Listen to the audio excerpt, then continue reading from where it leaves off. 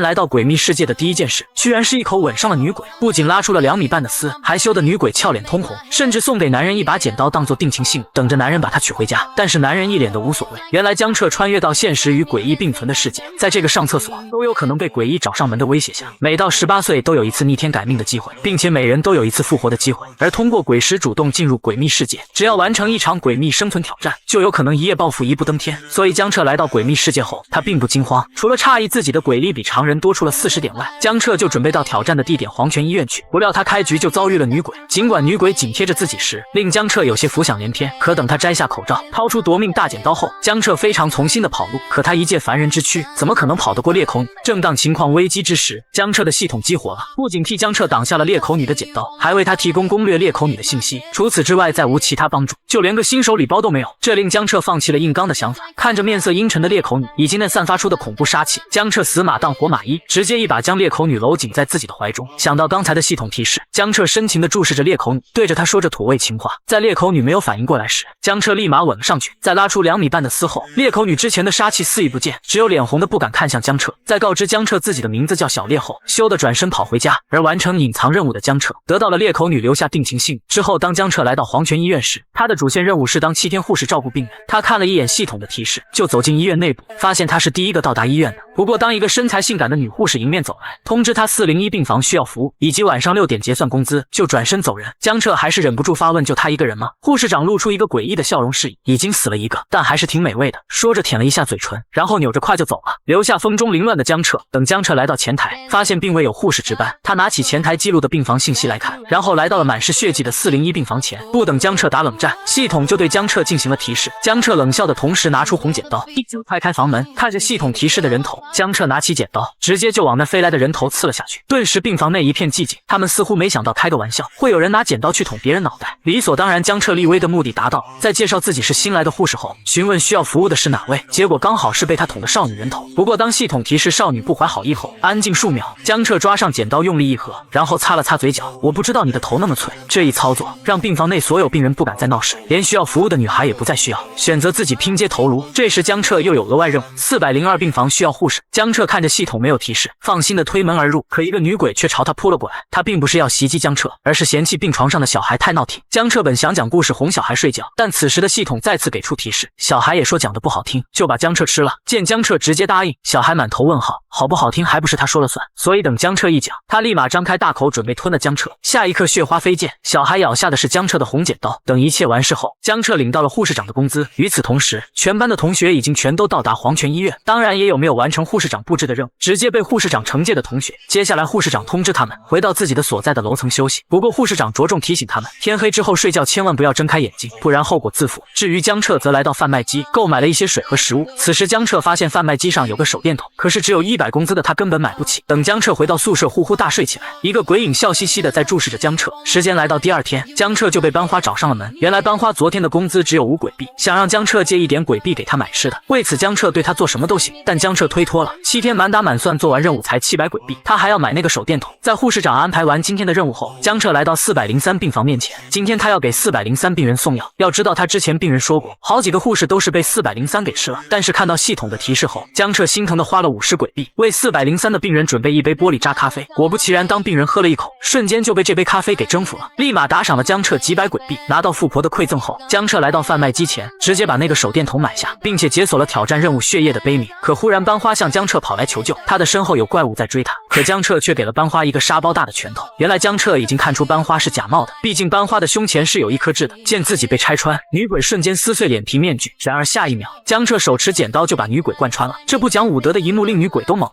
可江彻毫不怜香惜玉，拿着剪子就连续捅了2分半。等到晚上6点，由于江彻表现不错，被护士长额外奖励了鬼币，看得众人羡慕嫉妒恨。不过此时班长站了出来，他提议时间才第2天，人就已不多，想要抱团取暖，并拿出自己得到的鬼刀，想让众人集合手中的鬼币，把贩卖机的手电筒买下。江彻闻言直接挥手走人。他回到自己的寝室，一边看起手电筒的作用，一边想着晚上要不要出去浪一浪。虽然护士长提醒晚上不要睁眼，但他有系统啊，而且只要完成主线任务，高考成绩再差也能保送。等时间来到晚上10点，江彻醒来后的第一眼，眼前的景象令他发懵。只见光鲜亮丽的卧室不见，只剩下破烂不堪的环境。江彻打开手电筒，他没想到这才是医院真正的样子。他走到房门前，似乎听到外面有什么动静，往猫眼一瞧，一个血色眼球映入他眼帘，紧接而来的是敲门求救声，但江彻直接无视了，反正有一次复活机会，这时候贸然开门只会害了自己。片刻后，一片血水渗了进来，同时江彻的身后不知何时出现一道鬼影，江彻立马转身，并将手电筒照了过去，在光的照耀下，鬼影灰灰烟灭。可就在这时，一声声的哭泣声音传入江彻耳中，而他的挑战任务的进度显示完成了10%。要知道挑战任务完成度越高，结算时获得奖励就会越好，所以想要提升进度就要出去找那个女人。但是系统没有提示，自己出去瞎找的话，手电筒的时间怕是不够用，所以江彻选择了回到床上睡觉。等第二天，江彻给403病房送咖啡时，听见富婆抱怨昨晚的哭声让他睡不着。江彻本想开口询问，可却被富婆严重提醒不要多管闲事，不然护士长会杀了他们的。江彻便明白挑战任务怕是和护士长有什么关联，而江彻今天的任务是去8楼找404的病人。尽管江彻被他好朋友吓了一跳，但这位小胖子有求于江彻。原来胖子的队友今天去8楼，由于尿急去上了个厕所，结果居然死了。等他复活后告诉小胖子，厕所里头有人问他要什么纸，胖子的队友选择了白色。江彻看着情景再现，他没有做选择，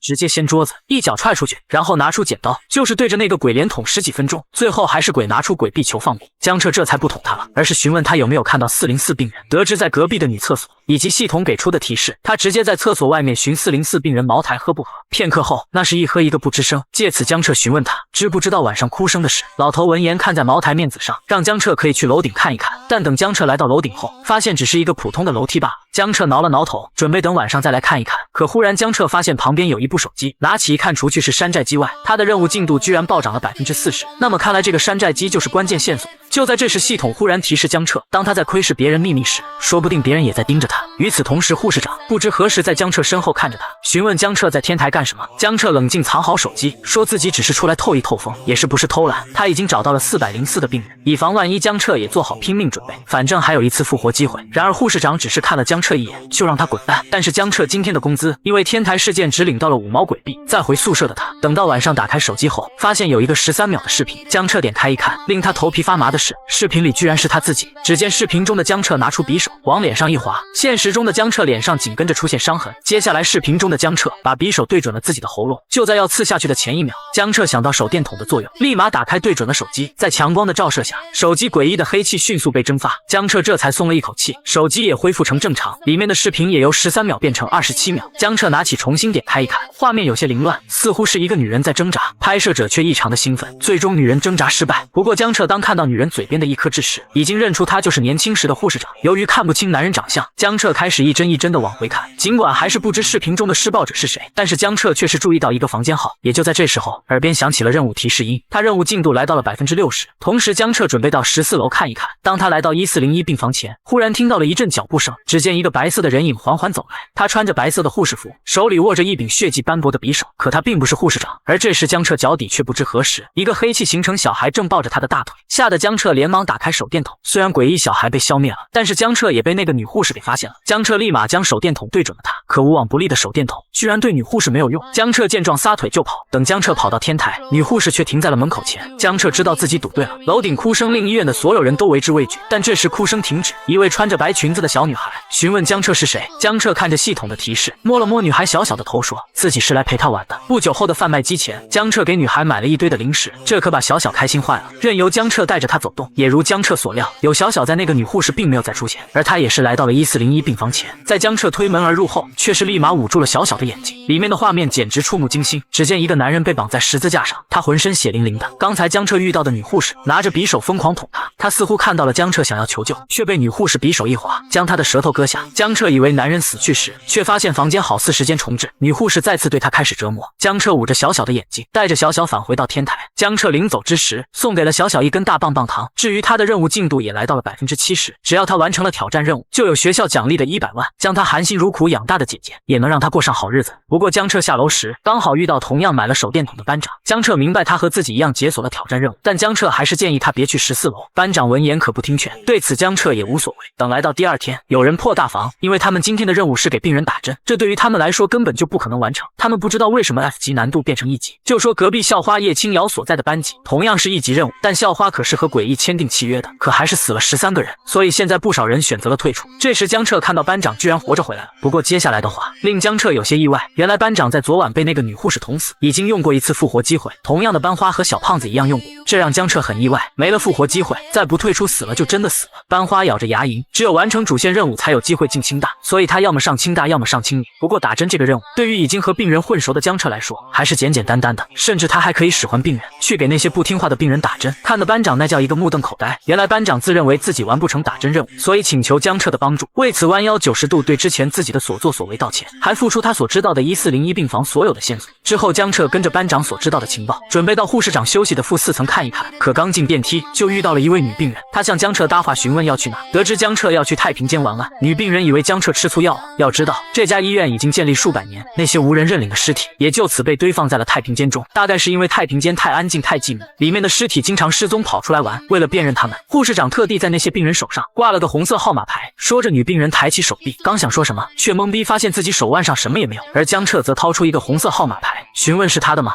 明明是善良美艳的护士长，却杀死了医院里的所有人。原来在江彻准备前往太平间去寻找护士长的秘密，只不过却遇到了几个从太平间跑出来玩的病人，其中有缺失脑袋的，有缺失下半身的，或者干脆在脖子上长出一张嘴的。别看他们吵吵闹闹的，其实所有人都想把江彻吃了。然而江彻早就洞悉一切，趁着他们打闹的不经意间，就已经走人来到太平间。等他进入后，经过系统的提示，发现太平间里都是他死去的同学。这时江彻发现桌子上有一本笔记，他拿起打开一看，似乎是一位小护士的日记本，从中描写的文字来看，作为护士的他乐在其中，也由衷的希望自己能继承老师的衣钵。只不过令江彻疑惑的是，为什么老师照片被涂鸦？接下来的日记也告诉了江彻答案，他的老师似乎做出了什么令人难以接受的事。从最后一篇日记述说，不难看出小护士已经彻底绝望。当江彻沉默地合上日记，他的任务进度直接来到了最后的99%。与此同时，血红的警告弹出，告知所有人他们的模式变更成为噩梦模式。天黑之后，50年前的杀人魔将会再次出现。在所有人面露惊恐之时，反而江彻脸上露出兴奋之色，他的血色悲鸣的挑战任务也变更成为了最终的救赎。江彻还没来得及查看，护士长不知何时又出现在他的身后，见状江彻撒腿就跑。但让江彻疑惑的是，护士长并没有拦截他，反观最后的留在医院的3人也是和江彻会合。班花一脸担忧询问江彻怎么应对噩梦模式的挑战任务，江彻闻言提议他们还是退出的好，毕竟他们的复活机会已经用过了。可班长拒绝了，他想要这次噩梦模式的任务奖励，并且对之前抢鬼币之事道歉，承诺活着回去一定会补偿他们。但小胖子人间清醒，觉得自己会拖后腿，立马选择了退出，而剩下的2人选择抱江彻的大腿，却殊不知50年前的杀人魔正是这位护士长。时间1分1秒的来到凌晨12点，在江彻他们紧张的等待中，护士长来到这个病房前，勒令他们开门。江彻他们当然不为所动，护士长顿时就怒了，只见他身上忽然长出倒刺，洁白的玉手也变成鬼爪，然后轻轻一划，门扉瞬间破碎。再见到护士长拿着匕首缓缓走来，班长站了出来大喊江彻他们快走，他留下来阻拦护士长。班花本有些犹豫，但是听到班长坚持，本要迈开步伐和江彻一起离开，可下一刻他的双脚直接被班长砍断，而班长也毫不犹豫地抛下班花，头也不回地飞快逃跑。班花顿时人都傻了，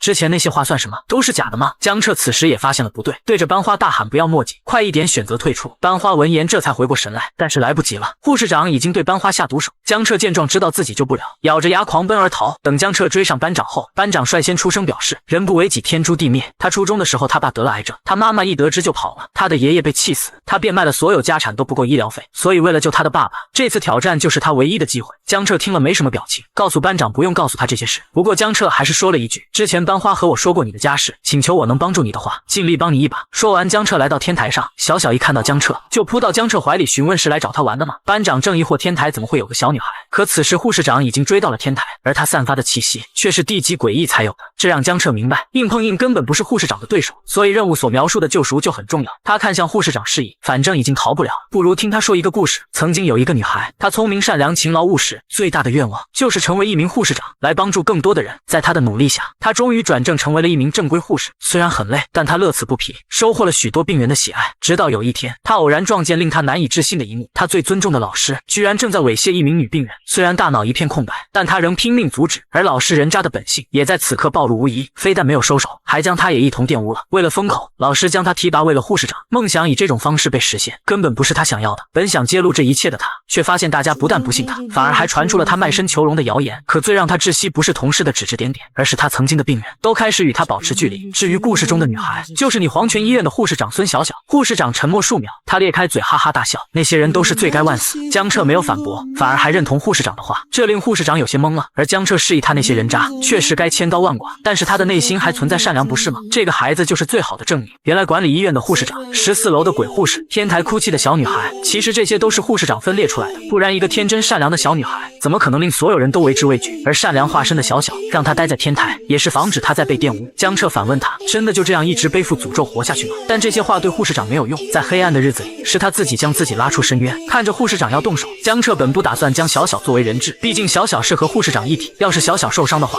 可话语刚落下，班长居然一刀将小小捅穿，然后狰狞哈哈大笑。噩梦的挑战奖励将是他的，可下一刻，他笑容戛然而止，紧接着他的头颅一分为二，到死都不明白护士长为什么一点事都没有。护士长一脸不屑，一把破鬼刀怎么伤到了他？紧接着他朝着江彻走去，准备结束这场游戏。小小却在这时拦在江彻身前，他表示江彻说的对，他们并不是罪人，那群人该死，但也足够了。护士长大声反驳：不够，不是所有黑暗都需要光，不是所有罪人都需要救赎。小小哭泣地说：需要救赎的不是那些人，而是我们。我能感受到你一点都不快乐，我们的感情是共通的，不是吗？这么多年你让我一直待在这里，你以为这样我会开心，不会被污染，但我一点都不开心，直到大哥的到来，我才会期待下一天到来，而且我也不想再看着继续痛苦下去了，这次就请你好好休息一下吧。话落，小小缓缓消散不见。护士长怔怔看着小小天真烂漫的声音，仿佛可以抚平一切伤痕，她也变回了曾经那个落落大方的少女，最终似乎带着一抹微笑渐渐消散。江彻松了一口气，差一点就被班长害死。不过俗话说得好，悲喜都自度，只有自己才能真正的救赎自己啊。下一刻，噩梦模式的挑战任务结束。他不仅得到了 S 级的评分，等级上升1级，鬼力额外增加50点，还得到了3件物品奖励，能在以后诡秘世界中获得相关任务物品的精致骨灰盒，可以在受伤治疗的医疗箱，穿上与诡异无二的血色护工服。接下来江彻本该传送回现实世界，可却不知为何受到了莫名的干扰，直接前往未知的空间去。与此同时，现实世界由于江彻他们触发了噩梦任务，也是直接惊动了校长，毕竟只要过了噩梦模式，那都是真正的天之骄子。但明明诡异世界已结束，他们却没有等到江彻的现身。反观江彻这边，他被传送到了一个诸天监狱的地方。对于江彻来说，他无比的熟悉，因为他每天晚上的梦都是他。看着大门自动开启，江彻小心翼翼地走近，可这时系统却提示他，居然是诸天监狱的主人。就在江彻疑惑之时，一条信息传入江彻的脑海，并且能感知监狱的任何地方，就像开了上帝视角一般。而他则来到了感知到动静的所在楼层，率先映入江彻眼帘的是一双光滑白皙的玉足，紧接着才是一道穿着红衣的身影。但让江彻蒙圈的是，这位妹子竟然没有头。诸天监狱告知江彻，她是1号牢房的囚犯无头鹰煞小蛮，并且只要提高她的好感度，就可以操控她以及获得一部分能力。于是江彻开始对小蛮刷起好感度，可无论江彻怎么说，小蛮一点动静都没有。等江彻说要带他出监狱时，小蛮顿时发出惊喜之声，原来是系统提醒江彻，小蛮想要找回他的脑袋。见好感度增加，江彻示意小蛮，条件就是只要乖乖听他的话。不料小蛮变脸了，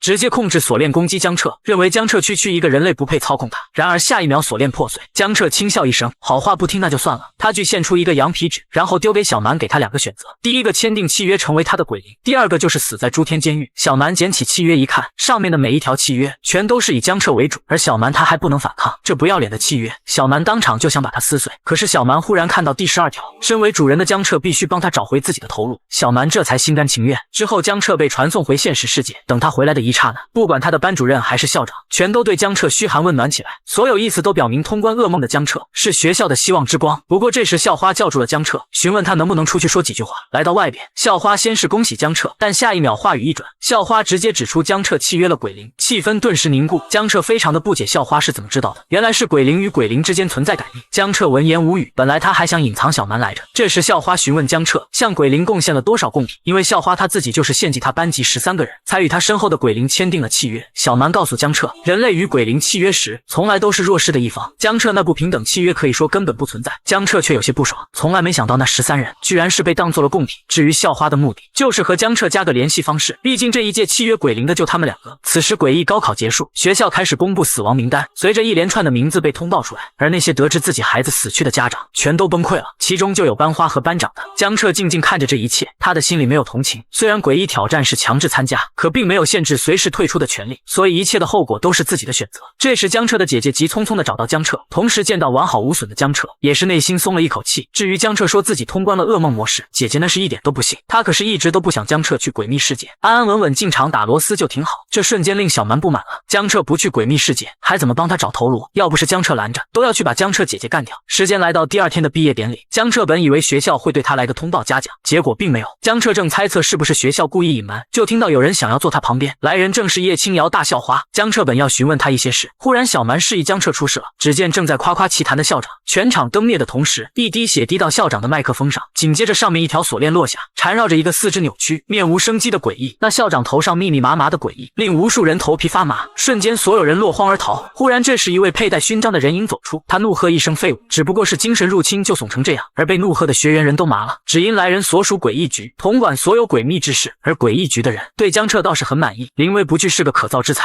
校花此时神情也跟着凝重起来，因为往年也会有大学在招生时故意弄出动静来测试大家的反应，以此来推断学生的成绩是否属实。但诡局作为国家机关，这还是第一次出现在一个高校毕业典礼上。此时小蛮询问江彻要不要他去消那个诡异局的人，他们体内不过是地级诡异，打他们就跟打弟弟一样。江彻可不想去踩缝纫机，立马就是拒绝了。这时诡异局的大叔开始他的演讲。诡历121年9月23日，山城一小区的3214名住户一夜之间全部消失，而他们的人皮却被做成衣服挂在自家阳台上。诡历122年3月13日，魔都著名的游乐场小丑碎尸事件，直接造成144名人员死亡，等等一系列的惨案，都表明他们能进入诡秘世界，诡秘也能来到现实世界。大叔质问他们，真的想自己无法反抗被诡秘杀害吗？而他此次前来的目的很简单，就是在进行一场诡秘挑战，不过不是强制性的，想离开的可以离开，至于选择参加的人，只要完成主线任务，可以直接保送清大、京大，甚至表现出色的人还能加入诡异局作为预备成员。但这些奖励并不能吸引怕死之人。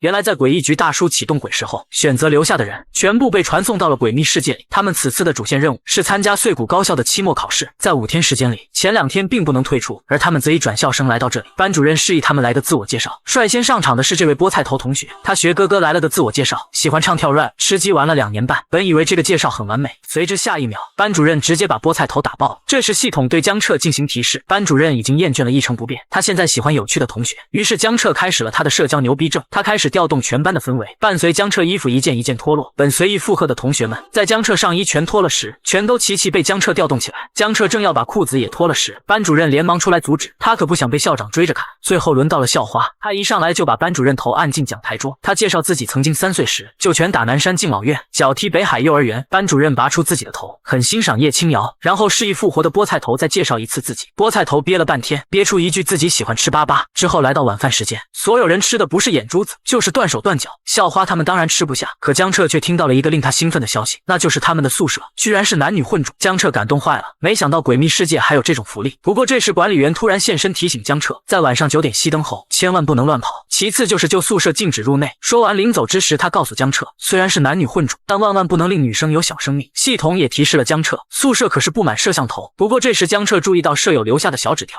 原来是怕江彻吃不惯食堂，特意为江彻留了一些零食。小蛮这时示意江彻区一个 F 级就装神弄鬼的，要不要他去把这人弄出来？尽管江彻不懂小蛮是怎么知道对方是 F 级的，但还是委婉的拒绝，他可不想失去这张饭票。接下来江彻看着自己的信息界面，现在鬼力越高，那些静物发挥出来的力量就越大，身体素质也会跟着提升。可是诡秘的种类繁多，有时候掌握机制比拥有实力更加重要。所以江彻打开上次的奖励，分别获得了蝴蝶发夹写真杂志、黑色水笔以及特批通行证。江彻认为有可爱妹子当室友，不需要这本写真杂志。小蛮这时拿着通行证，想出校门外面逛一逛，看能不能找到她漂亮脑袋的线索。江彻表示没问题，但是先要把正事干了。时间来到凌晨，江彻偷摸着从宿舍走出，不料校花的突然出现吓了江彻一跳。原来校花不知道用什么手段把指导员处理好了，询问江彻要不要和他一起去旧宿舍看看。小蛮想让江彻拒绝，他觉得校花不怀好意，可江彻却是直接就答应下来，这可把小蛮气坏了。江彻当然知道校花有问题，但是解锁挑战任务的线索8成就藏在旧宿舍那里。在江彻他们来到旧宿舍后，这里到处充斥着破败不堪，他们也没有分头行动，毕竟在恐怖片中不都是一分头行动就出事吗？在接下来的探索中，江彻越发觉得校花接近自己目的不纯，可与其保持距离，倒不如凑近一点，看看校花到底在谋划什么。很快在2人的探索之中，来到了最后的6层楼。一来到这，小蛮就提醒江彻，这个楼层有很大的问题，因为这里实在是太干净了。此时江彻他们来到最后一间教室门前，但就在这时，一声响铃响彻在江彻2人耳中，本来昏暗的走廊瞬间变成血红色，而江彻他们打开的教室齐齐紧闭。校花按到一声不好，丢下江彻立马跑路。江彻的反应慢了一拍，造成的结果就是整条走廊充斥着黑色鬼手。小蛮立即实体化挡在江彻身前，并告诉江彻，因为不是在诸天监狱中，他不能在外面实体化太久，所以在他抵抗的期间，让江彻快一点逃跑。下一秒，无数的鬼手朝着江彻袭来，可江彻非但不逃，还拉着小蛮直接跑进了614教室。小蛮正气愤江彻辜负他的好意，但江彻却愣愣地看向前方，原来他们的面前不知道何时站着一位少女，一声声歌谣从少女嘴边唱出。江彻2人静静聆听着，下一刻少女缓缓转身，她的眼中布满了泪水，从歌声中能听出少女的意难平。而系统的的提示也让江彻有些意味不明。不过门外砸门声令江彻不能再思索下去，他抓起那位妹子，本想带她一起离开，可少女却变成蝴蝶飞散开来，给江彻留下了一个任务线索，以及解锁挑战任务众口铄金。此时鬼手破门而入，对此小蛮拉着江彻衣领，然后一个公主抱，直接从6楼跳了下去，吐的江彻那是稀里哗啦的。校花给江彻一条手帕，询问江彻刚才怎么不跟着他跑。校花听着江彻胡说八道，忽然意识到什么，询问江彻是不是找到了线索。江彻直接把手帕还给校花，留下一句你猜，就要回寝室睡觉。可校花一句100万买条线索，让江彻停住了脚步，告诉校花线索就在614教室内，不过现在楼里全是触手诡秘，示意校花悠着点别死了。校花非常自信，江彻他都能活着出来，他怎么可能死在里面？对此江彻不再劝诫，挥手走人。而校花的鬼灵此时询问校花什么时候把江彻献祭给他，他体内不过是残次品鬼灵，根本不足为惧。校花示意等等，至于那100万也是假的，他自己都不够花呢。可江彻从始至终都明白校花不好相遇。就在江彻得到挑战任务线索后，第二天来到班级的他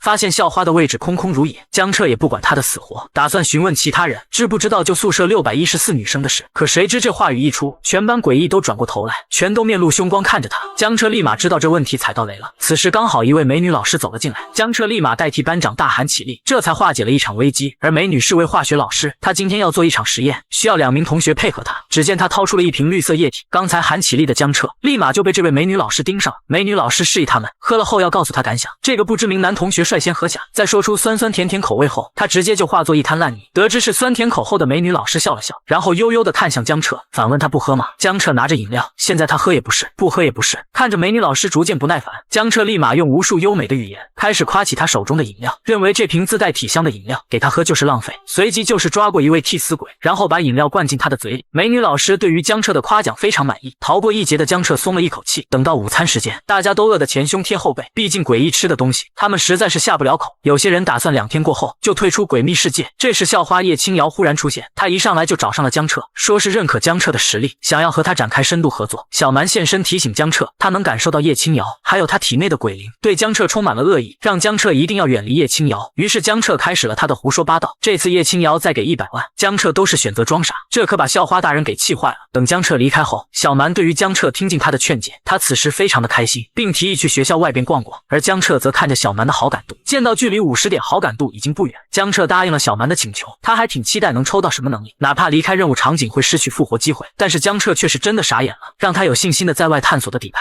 还是那件穿上与诡异无二的血色护工服，但是却没人告诉他护工服居然是女装。江彻不管笑翻天的小蛮，因为让他尴尬的是遇到了熟人。没错，这位骑着机车的美女正是江彻之前一嘴之亲的裂口女。小烈怔怔看着江彻，询问他性取向是变了吗？之后小烈带着江彻去兜风，江彻在车上尴尬的想拉响，只能尽力的去找话题，并对之前自己擅自亲他之事道歉。谁知这话一出，小烈立马刹住车，然后怒喝江彻下车，开始对江彻一顿拳打脚踢。原来小烈那天把定情信物红剪刀送给江彻后，就等着他上门提亲，可最后却是没有等到江彻。江彻慌忙的解释，是小烈他没有告诉他家地址啊。闻言的小烈顿时懵了，然后脸红的转过头去，示意江彻上车。最后小烈带着江彻来到了诡秘世界的唯一银行天地商行。然而小烈此时有些黯然神伤，因为他们裂口女是渣男所产生，他们虽然可以谈恋爱，但对象绝对不能是人类。下一刻，裂口女摘下头上的发簪，她示意江彻这将是他们最后一次见面，留个信物道别吧。江彻闻言怔了怔，然后目光注视着小烈扬长而去。他郑重的把发簪收好，却是不知道这个发簪是小烈留给他将来救命用的。这时一名人类出来接待江彻，由于江彻穿着诡异护工服，并没有认出江彻也是同为人类。江彻知道他是分配到其他场景的挑战者，正要打算将他扶起时，可下一秒他的脑袋却被打爆了。原来是经理嫌弃他不会接待客人，而江彻已经对爆头毫无感觉。可此时这位经理的鼻子嗅了嗅，因为他发现江彻身上有人类的气息。就在江彻不知怎么办时，小蛮示意江彻不要慌，交给他就好。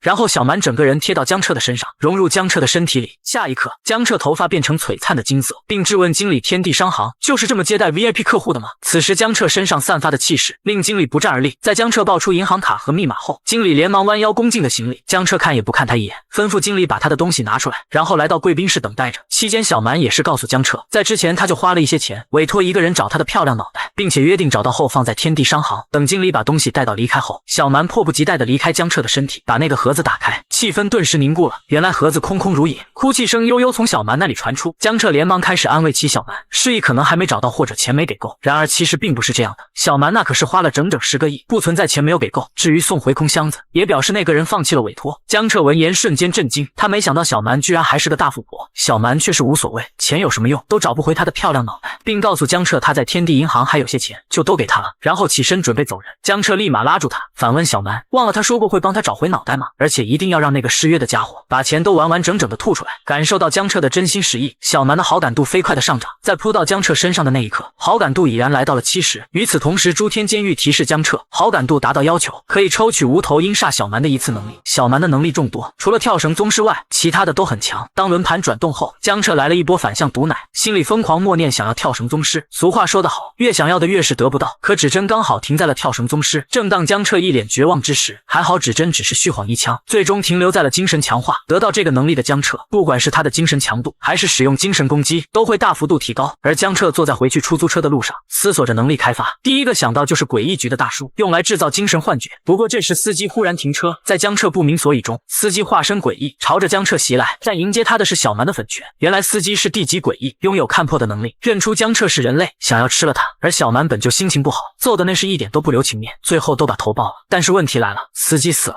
没有再送江彻回去，所以当江彻回到寝室后，他双腿都感觉不是自己的。本要躺床上休息的江彻，忽然发现床下有动静，他往床底下一看，一位美少女映入他的眼帘，直接就看傻了江彻，吓得江彻想要大叫，却被少女一把捂上了嘴，示意江彻小声一点。可这时房门被推开，少女暗自叫糟，原来这个时间已经熄灯。宿管员质问他们不睡觉干什么呢？江彻正想要解释，那个少女却是又钻回床底下，留下江彻一人独自面对宿管员。江彻拿出红剪刀挡住宿管员的攻击，一旁的小蛮很不屑，才不过是一级诡异罢了。询问江彻需要帮忙吗？江彻倒是拒绝了，他想自己试试现在的战力，拿着红剪刀就是朝宿管员杀去。双方一时间展开激烈的战斗，虽然宿管员灵活的像只猴子，但是江彻并不是完全没有打到他，所以江彻看到宿管员身上没有什么伤势时，他意识到这个宿舍楼有问题。简单来说，在这个宿舍宿管员有 buff 加成。看着宿管员再次朝自己袭来，江彻拿出之前的写真图册，直接拦截在宿管员面前。宿管员顿时愣住了，抱着写真集一脸狂喜，他可是上面美女的粉丝啊，所以宿管员直接变脸，示意江彻以后要早点休息，紧接着带着写真集溜之大吉，看得江彻一脸无语。此时躲在床下的美少女也爬了出来，一脸崇拜的看着江彻，毕竟江彻不睡觉，被指导员看到还能活下来，他是第一个。江彻有些发懵的反问，只要不被宿管员看到就没事吗？从少女嘴中得知真的是，江彻想要骂人，都是什么逻辑啊？那干脆夜不归宿不是更好？忽然系统提示江彻，眼前的美少女居然是旧宿舍6楼614女生的妹妹，也就是说她的室友是关键的线索。于是江彻打着刚才保护她的感情牌，想要询问女孩一些事，女孩却表示除了614，其他都可以回答。然而江彻可不会放弃，他开始一本正经的胡说八道，编排自己高大上的身份，他所行所事都是为了拯救陷入无边痛苦的女孩。这位美少女哪经历过人类的 PUA， 看着江彻那一脸的真诚，双马尾少女有些相信江彻所说。她沉默数秒后，最终告诉江彻，想要帮助她姐姐的话，就去旧宿舍的6楼女厕所看一看，到时就什么都明白了。下一秒，女孩从被窝里翻了翻，找出一个洋娃娃给江彻。女孩告诉江彻，一定要收好洋娃娃，并且她的3个同学熄灯后都去了那栋旧宿舍。江彻闻言有些惊讶，看来不管是校花还是其他3个人都没有想象那么简单。随即江彻取出医疗箱，将自己之前与宿舍长战斗所受的伤稍微治疗一番。小蛮有些关心江彻伤势，结果江彻太过直男，气得小蛮都想和江彻解除契约。不过这时江彻脑海一阵刺痛，像是被针扎了一样。小蛮告诉江彻，他是遇到了精神入侵，那些鬼秘通过精神力影响，可以把精神意志弱的人拉入另一个空间。上次他们在6楼所遇的鬼手，其实就是被精神入侵了，并且也会造成实质性伤害。当时如果不跳楼，那些鬼手是能把他们撕成碎片的。说到这，小蛮倒是好奇起江彻精神力怎么变强了，毕竟他不知道江彻能抽取他能力的事。不过这时江彻手中的洋娃娃居然活了，他跳下江彻的怀中，来到了6楼的女厕所面前。江彻走近一看，就听见厕所旁边传来喘息声。江彻听了听，然后直接就是一脚踹了进去。只见那位菠菜头同学双手抱头，大喊着不要杀他，并且不管是他的手还是他的脚都断了，而且他精神出现了异常，完全不认识江彻。小蛮示意江彻可能是被吓疯了，江彻直接掏出医疗箱，拿出其中一个针筒，就为菠菜头同学打了一针。这一针效果拔群，菠菜头同学立马恢复了过来，看到江彻的一刹那，就像见到再生父母一般，对着江彻拼命感谢，明白是江彻救了他。在之后交谈下，原来这位菠菜头是想富贵险中求，毕竟他12点后就能退出了。接下来他告知江彻厕所旁边有着很危险的东西，还有一定要小心另外2位同学，他们都不是什么好人。说完菠菜头就直接退出了诡秘世界。当他按菠菜头同学所说找到这2个死婴时，仿佛触发了什么机关，就宿舍楼中的数百只诡异全都死死盯着自己，而他们不攻击江彻的的原因，还是他美女室友送他的洋娃娃。这些诡异正是害怕他。此时只见那个洋娃娃一脸温情地抚摸着那两个死婴，却没想到死婴非但不领情，还张开大口撕咬着洋娃娃。与此同时，一声声议论声传进江彻的耳朵中，所有人口中都在谈论一个名为祝小月的女生。原来这个叫祝小月的女孩在高中时期怀孕了，然后被她的同学所得知，一时间流言蜚语传遍整个学校，无数的恶毒言语也随之而来。江彻上去割下其中一个诡异的舌头，发现祝小月的关键男朋友的名字居然被抹去，无从得知。此时的江彻也终于明白挑战的任务为什么叫做众口说金，因为祝小月的死是被说死的。反观现实世界，当菠菜同学回归后，发现教室一片昏暗，充斥着血迹。突然一只手捂着菠菜同学，正是诡异局大叔示意他不要发出声音。这一切的原因还是学校已经被卷入一场诡秘事件。原本在江彻他们进入诡秘世界挑战后，校长想把那强制生存2天的限制取消，可却遭到了诡异局的大叔的拒绝。不是大叔他不想取消，而是根本做不到。主要原因还是这几年诡秘入侵事件变得越来越多，鬼石也开始变得十分不稳定，其中的鬼石装置已经出现了无法逆转、无法修复的问题。对外宣称强制禁止退出，其实不过是换个说辞稳定民心罢了。至于突然干预高校毕业典礼，也是因为诡秘事件越发频繁，诡异局的人手不够了，想要选拔出色的挑战者进入诡异局。要知道就在前几天，一个名为无限恐惧的诡异就杀了2个 C 级挑战者。这还不是最恐怖的，最恐怖的地方在于他能吸收人们心中的恐惧，提升自己的力量。而这个诡异居然朝着学校袭来。要知道诡异局的大叔并不是战斗型挑战者，但为了保护几百名学生，他是宁死也不退，等着诡异局的支援，却没想到支援小队全都遭遇了诡异的袭击。现在最快的支援都要3个小时以后。与此同时，诡秘世界内，江彻一把夺回被死婴撕咬的洋娃娃，要是洋娃娃被破坏，他也会被上百诡异撕碎。之后他来到了614宿舍内，发现祝小月并不在寝室里，通过墙上的字迹，江彻也确定了那2个死婴就是祝小月的孩子。只是一种浓厚的违和感在江彻心中产生，忽然一阵阵歌谣传入江彻耳中，也可能是因为祝小月的声音，那些诡异们也发生了暴动。小蛮询问江彻，现在被诡异挡住了去路，要不要再去蹦极一次？江彻直接拒绝。之前小蛮也说过，这些就宿舍的诡异擅长精神攻击，而现在他得到了精神强化，这些区区 F 级诡异根本无法再对他造成伤害。江彻轻描淡写之间，将那些朝他袭来的诡异们通通斩灭。尽管耳边一直响彻着祝小月的声音，江彻现在也无暇他顾。就在江彻逃出旧宿舍后，小蛮对江彻有些刮目相看了。与此同时，江彻分别得到3条特殊线索，有着3条线索在，江彻这次的挑战任务算是十拿9稳了。不过身后的动静忽然吸引了江彻，原来是校花也被那些诡异所袭击。他想不通诡异为什么忽然暴走了，刚才一直响彻的女生又是谁的声音？毕竟除了诡异，他就没再看见过其他人。直到校花看到了累趴的江彻，校花心中似乎明白了什么，开门见山的询问江彻，旧宿舍诡异之所以暴动，就是他的杰作吧？江彻当然不承认，打着哈哈说不知道。这令校花是真的怒了，质问江彻扮猪吃虎有意思吗？江彻当即反驳，明明他帝王气质那么浓郁，怎么可能是猪？这不着调的回应，校花瞬间抓狂，同时他也不装了，浑身杀气四溢。既然不说，那就不用再说了。再得不到自己想要的线索，校花和自己鬼灵融合，直接朝着江彻杀去。江彻左闪右闪，挡下了校花的攻击。见状，校花一脸不屑，表示自己的体内可是1级鬼灵。江彻他体内残缺鬼灵可不是他的对手。然而下一刻，江彻头发变成璀璨的金色，他也与小蛮融合在一起，拿出剪刀对自己指甲修剪剪。反问校花，见他这头金发，从哪看出他鬼灵是残次品？是你那老眼昏花的眼睛吗？校花顿时破防，朝着江彻杀去。然而江彻却是不躲不闪。当校花匕首刺入江彻眉间时，发现只是刺破了一点皮，校花顿时惊骇不已。要知道这可是他的全力一击啊！而江彻也不想完了，抓过校花，一个膝顶重重轰在了校花的腹部。倒飞出去的校花痛苦捂着自己的肚子，他一脸的不可置信。一瞬间，他的5脏6腑就被震碎了。鬼灵也让校花快跑，他们预估错了江彻体内的鬼灵。原来小蛮在察觉校花鬼灵探查他时，就已经掩盖了自身的气息。江彻看着踉踉跄跄的校花还想跑路，他如金闪闪一般，身旁浮现金色魔法纹路，数道锁链从中探出，直接就把想跑路的校花捆个结实。校花怔怔抬起头，看着如神灵般漂浮在空中的江彻，校花一脸自嘲，觉得招惹江彻是他这辈子最错误的决定。江彻反问他不退出吗？校花主动对着江彻跪下，祈求江彻的原谅，并且拿200万买命，承诺这次不会欺骗江彻。看着江彻似乎不答应，校花急了，示意自己家里还有各种珍藏的禁物，只要放过他完成诡秘挑战就行。江彻答应了，条件是诡秘世界中不能再对他下手。校花同意的同时也是干脆，狠心扭下自己的头，用掉了复活机会。其实不是江彻想放过校花，而是现在根本杀不掉。不说校花有一次复活机会，他家里祖祖辈辈都是诡秘挑战者，肯定还有其他复活道具，要找一个万无一失的机会干掉他。不过让江彻不知道的是，碎谷高校的英语老师正默默注视着他。与此同时，现实世界除去躲藏同学外，诡异局的大叔在外奋力抵抗，可他终究不是战斗型挑战者，面对众多的诡异的进攻，很快落入下风。他在看其中一头诡异朝着菠菜头杀去时，而不是解决他自己，他就明白了这些诡异的目标其实就是学生们。下一刻，血花飞溅，诡异局大叔挡在了菠菜头同学身前，哪怕他被右胸膛被贯穿，大叔也毫不示弱。我泱泱大夏，一撇一捺都是脊梁，我神州大地，一丝一念皆是未来。只要我还活着，谁都别想动这些孩子一根汗毛。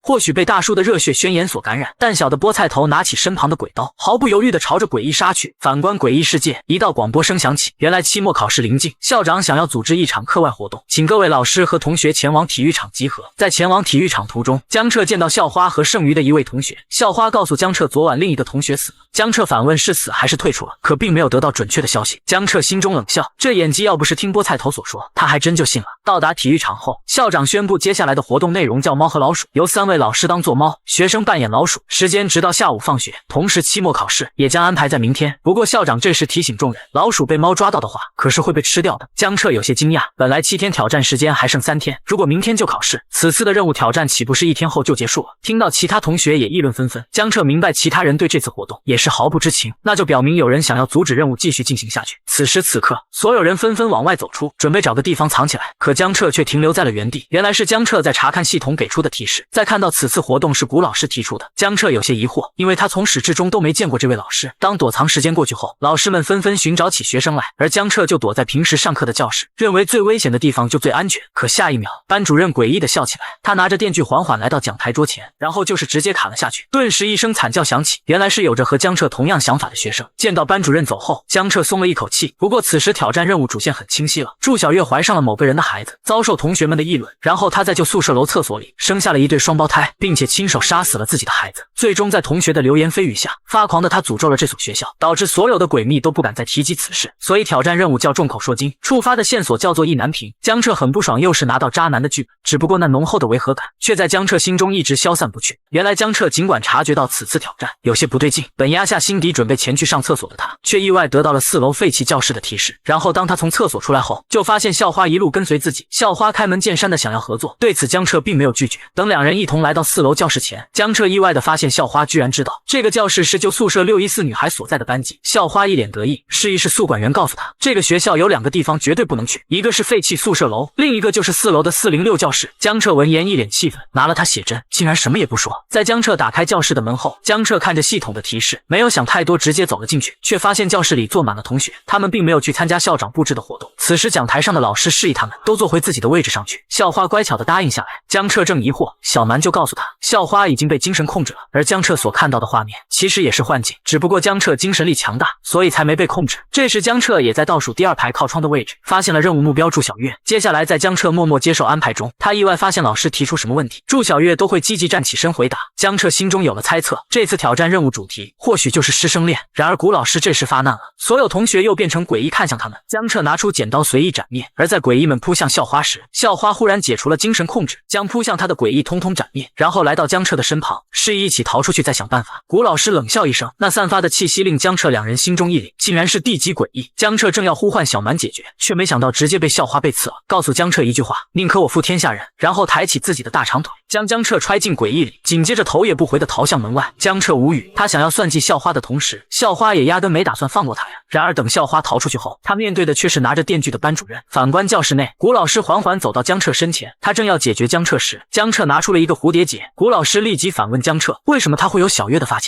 江彻才不会说从骨灰盒开出来的，而是用肯定的语气说，这场猫捉老鼠的活动是他发起的吧，同时也是祝小月双胞胎父亲。看着古老师的反应，江彻知道没有猜错，古老师的名字之所以被划掉，是因为祝小月想要保护古老师的名誉。江彻质问他，真的要当缩头乌龟吗？不去帮助祝小月吗？他可是一人承受了所有啊。可忽然江彻想到那条线索意难平，如果这一切都是祝小月自愿的，而古老师也爱着他的话，这意难平又是从何而来呢？此时古老师面露狰狞，真的以为自己看穿了一切吗？看着朝着自己杀来的古老师，江彻大喊一声小蛮。小蛮抬起大长腿，就是给古老师一个方向脚，瞬间砸在了讲台桌上。他堂堂地级诡异，就被小蛮这一踹，生命居然走到尽头，随即也是露出了释然的表情。我也算是仁至义尽了。江彻却懵了，怎么他拿的剧本不对？不是应该渣男悔悟吗？与此同时，放学铃声响起，猫捉老鼠的活动结束了，而江彻却准备前往旧宿舍探个究竟。反观校花这边，由于他一出教室就遇到电锯班主任，所以也是用掉了他的底牌替身娃娃。了，同时也是校花最后一次复活机会。但校花为了诡秘挑战任务，她不想退出，所以也选择前往了旧宿舍，理所当然和江彻相遇了。不过校花还是自信满满，以为江彻遇到地级诡异，已经用掉了复活机会，所以想和江彻谈判，他可以不要诡秘奖励，只要完成任务就行。然而下一刻，校花瞳孔剧烈收缩，江彻手中抓着一颗心脏，校花满脸不可置信，而江彻也送给他一句话：下辈子少说点话。说完，江彻毫不留情地捏碎心脏。伴随校花死去的刹那，他的鬼灵想要跑路，江彻紧跟而上，一拳轰在鬼灵的脸上，砸在宿舍楼的墙上。鬼灵想要活命，示意自己可以和江彻签订奴隶契约，可江彻掏出的他的大红剪刀，对着鬼灵狠狠捅了2分半。结束后的江彻本想前去救宿舍，却没想到那个鬼灵居然爆装备了，而且还是附带属性加成的主武器。江彻看得很是满意，他一个大帅哥，怎么能天天拿着剪刀捅人呢？不久后的旧宿舍614寝室内，祝小月一边叠着千纸鹤，一边询问江彻已经杀了古老师吗？江彻直接承认，并且保证死得透透的。祝小月无言的同时，反问江彻不想听他的故事吗？江彻表示不想，已为了他放弃了一切，诅咒全校人，只为能成全这段爱情。我原本以为这是一个凄凉的爱情故事，但是事实好像并非如此，这也是江彻为什么会有违和感的原因。原来祝小月和古老师并不相爱，众口铄金，意难平。祝小月的怨念都是以祝小月她的视角述说，学生与老师相爱，两人情投意合，却遭受了同学们的白眼，在怀上老师的孩子后，被老师哄骗，亲手杀死了自己的孩子，最终学生陷入疯狂，诅咒全校师生。这就是祝小月要讲述的故事。可事实上，古老师并不爱祝小月，都是祝小月的一厢情愿罢了。实际上，真正故事是古老师年轻帅气，祝小月无法自拔地爱上了他，然后通过自己的优异成绩，很快便获得了古老师的喜爱，然后却被祝小月误以为这是男女之情，甚至不惜使用一些手段，怀上了古老师的孩子。接着古老师不答应在一起，就以为是因为同学们的异样眼光。然而古老师之所以拒绝，不仅是因为师生关系，还是因为祝小月这种近乎癫狂的处事方法。听到这，祝小月破防了。我原以为只要有了孩子，他就会多看我一眼，那可是我和他的孩子，为了他的清白，我甚至亲手杀死了他们。我是爱他，但同时也恨他。既然他不想让别人知道这件事，我便让那群人都闭嘴。但是他已经死了，一切没有意义了。江彻叹了一声气，女孩子想谈一场轰轰烈烈爱情没问题，但为什么要恋爱脑呢？说着，江彻掏出蝴蝶结，示意是古老师临死让自己交给他的，并告诉祝小月，虽然他施加了诅咒，可古老师仍旧偷偷保护他。之所以举办这场躲猫猫活动，也是为了保护他的秘密，而这不是因为爱，而是因为你是他曾引以为傲的学生。古老师不希望如此不堪的真相被发现，不希望你活在流言蜚语里。这些话似乎击中了祝小月的内心，在他拿过蝴蝶结后，缓缓化作了蝴蝶消散。没有古老师，他活着也没什么意义了。这一刻，江彻的挑战任务完成。原来江彻在完成诡秘挑战任务后，尽管学校没有丝毫变化，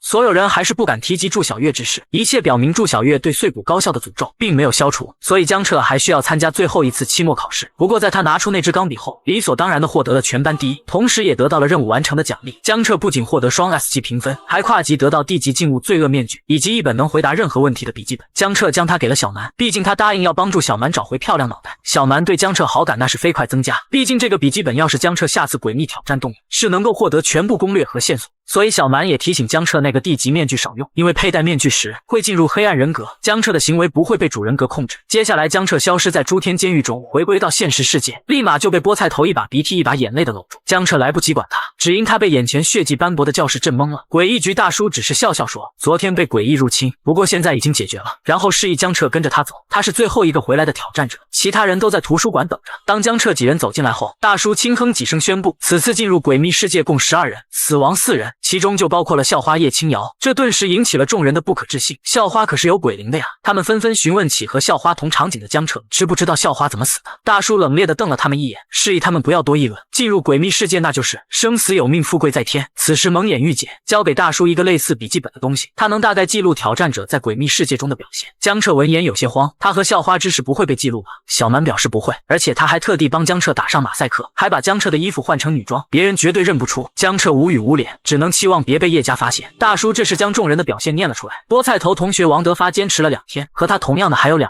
其他人坚持了3天，完成主线任务获得D级评价。其中白毛诸葛也完成了挑战任务，获得了A级评价。白毛顿时开始嘚瑟不已，甚至还让众人给他介绍对象。可当念出江彻的评分是 SS 级时，场面安静数秒，然后所有人齐齐张大嘴巴看向江彻，就连白毛诸葛也都不再嘚瑟。但这时图书馆的门被暴力踹开，大声质问是谁杀了他的女儿。这位宛若黑社会老大人物，正是叶青瑶的父亲叶长清，他无比确定杀了他女儿之人就在这几个挑战者中，甚至叶长青直接与自己鬼灵融合，然后对着江彻他们动手。这时一柄长戟刺下，将血手消除。蒙眼玉姐质问叶长青要干什么，叶长青顿时破大防，他女儿瑶瑶死了，当然是报仇。几人连忙否认，他们鬼力连20都不到，怎么可能是有鬼灵叶青瑶的对手？除了160点鬼力的江彻，而小蛮告诉江彻，叶长青体内鬼灵在 C 级，以他现在的实力正面硬刚不过的。不过好在有大叔在，这场闹剧并没有持续多久。叶家就算是天青市的3大诡秘家族之一，也不敢和所属官方的诡异局叫板，带着怨念不甘走人。在城际登陆完毕，江彻几人也可以个回个家个找个妈，同时也提醒江彻他们，明天可以去诡异局领取额外奖励的50万，以及1枚鬼戒。听到这个，众人无不兴奋不已。不说50万，就单单鬼戒就价值100万，因为鬼戒是一种镶嵌着鬼石的戒指，能够随时进入诡秘世界。忽然江彻一怔，原来是江彻的姐姐来接他了，其中的担忧缓缓换下，然后就是教训起江彻来。他不在乎江彻通关诡秘世界得到的奖金，他想要的只是江彻平平安安的。不过这时诸葛也突然掺和进来，向江彻姐姐自来熟介绍是江彻的兄弟，还想到江彻家里去蹭饭。然而江彻姐姐在听到诸葛这个姓氏后，笑容满面的答应了诸葛野的请求。而在蹭姐姐去买菜的空档，江彻认真的和诸葛野谈判起来，询问他到底有何目的。诸葛也告诉江彻自己是来帮他的。叶家现在一口咬定叶青瑶是被杀害，并且同场景中也只有江彻3人活着回来，其中只有江彻完成了挑战任务。须知和主线任务不一样的是，完成挑战任务的人越多，结算时分给每个人的奖励就会越少，所以为了独吞奖励，杀人或被杀都是常有的事。那么叶家将凶手锁定在江彻身上也是理所当然，但是江彻并不信诸葛野，万一是叶家派来套话的怎么办？同时江彻也通过小蛮得知诸葛野身上并没有契约鬼灵。这时江彻的姐姐买菜回来，看着其乐融融的两人，江彻感觉非常奇怪，他姐姐可不是什么傻白甜的人设，对于来历不明的人这么热情，可从未有过。时间来到第2天，江彻两人前去诡异局领取奖励，期间诸葛也询问江彻要不要加入诡异局，到时候就算叶家再厉害都动不了江彻分毫。江彻心中虽然有些心动，但不多，加入鬼局就等于要保家卫国，是这个世界的逆行者，他们守护在万人面前，是顶天立地的巨人，他们很伟大很光荣。可对江彻来说，守护世界这件事有点夸张了，他只想进入诡秘世界提升自己实力，然后保护想保护的人罢了。原本在江彻前往诡异局的路上，忽然撞见叶家的人正在对他的同学杨子阳盘问些什么，结果他们的注视被叶家保镖察觉，他向江彻走来，介绍自己叫谢不柔，叶家家主请他到叶家一趟。江彻心里清楚他是叶家之人，表面上却以陌生人邀请拒绝，再加上一旁诸葛也附和，说不定是诈骗犯什么的，把他们骗去嘎腰子，然后直接当街大喊绑架了，引起吃瓜群众的围观，再趁乱拉着江彻飞快的跑路。等他们跑到诡异局后，诸葛也还向着江彻邀功，气得江彻给了他一拳，就这么跑了，他的嫌疑不是更大了吗？这时一道人影被丢了出来，然后大喊自己不加入诡异局，可结果却被一枪爆头。看着他的死状，江彻两人心中一凛，而动手的蒙眼玉姐示意他们跟着他去领取奖金，似乎看出江彻两人的害怕。蒙眼玉姐告诉不用担心，刚才那人不过是妨碍公务罢了，我们诡异局从不强迫人加入。一边走的同时，让江彻他们把卡号报出来，等领取到鬼界后，蒙眼玉姐提醒江彻两人，他们现在的鬼界只能开启 F 到D级的副本，等D级难度满足不了之后，可以过来诡异局升级，并且一旦发现转卖，就要去踩一辈子的缝纫机。紧接着掏出合同，让江彻他们签上名字，就是诡异局的人了。场面顿时寂静一片，江彻想要挣扎一下，却被蒙眼玉姐直接拒绝。但江彻已经意识到了不对，如果鬼局真是强迫人加入，那网上早该骂疯了。从一开始，这位姐姐在向他们有意无意的传达一个信息，那就是拒绝加入鬼局就会死。等到大叔到来后，一切如江彻所想，其实都是蒙眼玉姐的套路而已。尽管大叔他们之前排练了很久，但其实也就是和江彻他们开个玩笑。接下来大叔正式询问江彻两人要不要加入诡异局，虽然给予不了金钱和权力，但可以保证这将是他们一生的荣耀。最终江彻还是没有答应，而他也准备去接自己的姐姐下班。可忽然江彻神色一变，因为他察觉到了诡秘的气息，并且还是来自他姐姐工作的方向。等江彻飞奔到他姐姐工作地点大厦后，江彻愣愣的抬头不说话，只见100米高楼上有着2道身影，一位小丑形象的诡异，另一位被小丑抓着就是江彻的姐姐。在小丑的嬉笑中，他松开了自己的手，江彻姐姐顿时从100米高楼掉下，江彻面色惊恐的大喊不要，可是已经来不及了，他的姐姐被摔得粉身碎骨。江彻失神看着眼前的一切，不过这时小蛮的声音在江彻脑海中响起，他告诉江彻那不是他的姐姐，只是精神幻想罢了，让江彻集中精神清醒过来。至于同样陷入幻境的诸葛野，江彻叫醒他的方法简单多了，直接就是一个大嘴巴子。等待诸葛野清醒后，他恐惧的示意江彻快跑，刚才那长得像小丑的诡异，可是实力接近 C 级的无限恐惧。江彻可不管什么有限无限的，也等不到诡异局的人前来，他不能拿自己的姐姐冒险。诸葛野见江彻不听劝，他掏出一张符纸，然后塞进自己的嘴巴里，朝着江彻追去。与此同时，诡异局的人已经到达大厦外边，他们除了封锁大厦外，防止无限恐惧再次逃脱，还接到了保护江彻两人人的命令。反观大厦内的商场，江彻不停呼唤自己姐姐江婉的名字，尽管地面充斥着血迹，却看不到任何人影。而小蛮之所以不阻止江彻冒险，也是因为和江彻相处中，他知道姐姐对于江彻的重要性。此时诸葛也气喘吁吁，终于追到江彻，并且拿着符纸给江彻抵挡精神攻击。江彻不想他冒险，让他快走，诸葛也拒绝了。他诸葛家一直以来都以足智多谋、帷幄运筹而闻名天下，不就是无限恐惧吗？他俩卧龙凤雏，没什么能够难倒他们。忽然这时一道脚步声从身后传来，江彻转头一看，他认出了来人是谁，他是姐姐的同事兼好朋友，小时候经常带他出去玩看电影，给他买好吃的孙姐。可此时的孙姐已经认不出江彻，还对江彻发动袭击。诸葛也推开江彻后，小蛮告诉江彻，那个人已经变成鬼奴，成为鬼奴的人，自我意识将会永远被困在具躯体内，沦为鬼秘的奴隶，而且没有解开诅咒的方法。江彻拿出那把血色长剑，现在耽误的时间越久，他姐姐处境越危险。当孙姐再次朝江彻袭来，江彻心中默默对他说对不起，紧接着毫不犹豫提起长剑，将孙姐手脚砍断。小蛮对江彻示意，作为鬼奴，身体的痛觉会被保留下来，建议立刻结束他的生命。江彻闻言缓缓举起长剑，然后用力对准心脏刺了下去。在死亡的瞬间，孙姐缓缓地恢复了残留的意识。她在看见是江彻后，她并没有怨恨江彻，只有对江彻的感激，并留下一句他的姐姐在影视厅。就在江彻得知自己姐姐在影视厅后，他让诸葛也在外边守着，以防他姐姐万一出来，可以带着他离开。诸葛也本不同意江彻一人去冒险，但江彻那坚定的语气，诸葛也只能选择遵守。与此同时，商场大厦外边由风魂香组成的空间结界封锁了整栋大厦，可由于空间不够稳固，诡异局等人只能再等待5分钟才能进入。虽然很担心江彻他们，但是还是相信江彻是禁忌鬼灵契约者的身份。商场内，江彻一间一间影视厅的寻找，都没找到他姐姐的身影。忽然这时大荧幕亮起，小丑和江彻打了一个招呼，只是小丑那满脸的蛆虫让江彻恶心不已。可忽然小丑给江彻表演一个变脸，明显就是江彻姐姐的样子。江彻瞳孔居然收缩，小蛮连忙呼唤江彻冷静，这些都是幻觉，不要上了小丑的当，他的姐姐一定还活着。经过小蛮的提醒，江彻瞬间冷静下来，然后一拳打碎了那个大荧幕。他小时候就喜欢玩鬼抓人的游戏，无论何时姐姐都能马上找到他，而这次就是他来找到姐姐了。与此同时，商场外边虽然不是所有人都化作了鬼奴，但其中意识也被控制了，阻挡了诡异局大叔他们的前进。大叔打算自己留下阻挡，让蒙眼玉姐去寻找江彻他们，务必不能让他们出事。而另一边的9号影视厅，这里坐着一大群观众，其中就有江彻的姐姐。由于江彻没上套，令小丑非常的不满，于是他把目光放到一对母子身上，想要把那个小孩变成鬼奴。母爱是伟大的，他想自己代替他的儿子，然而这母爱根本感动不了小丑，反而更加令他兴奋。他在随意斩断母亲抱着孩子的手后，缓缓朝着那个小孩靠近。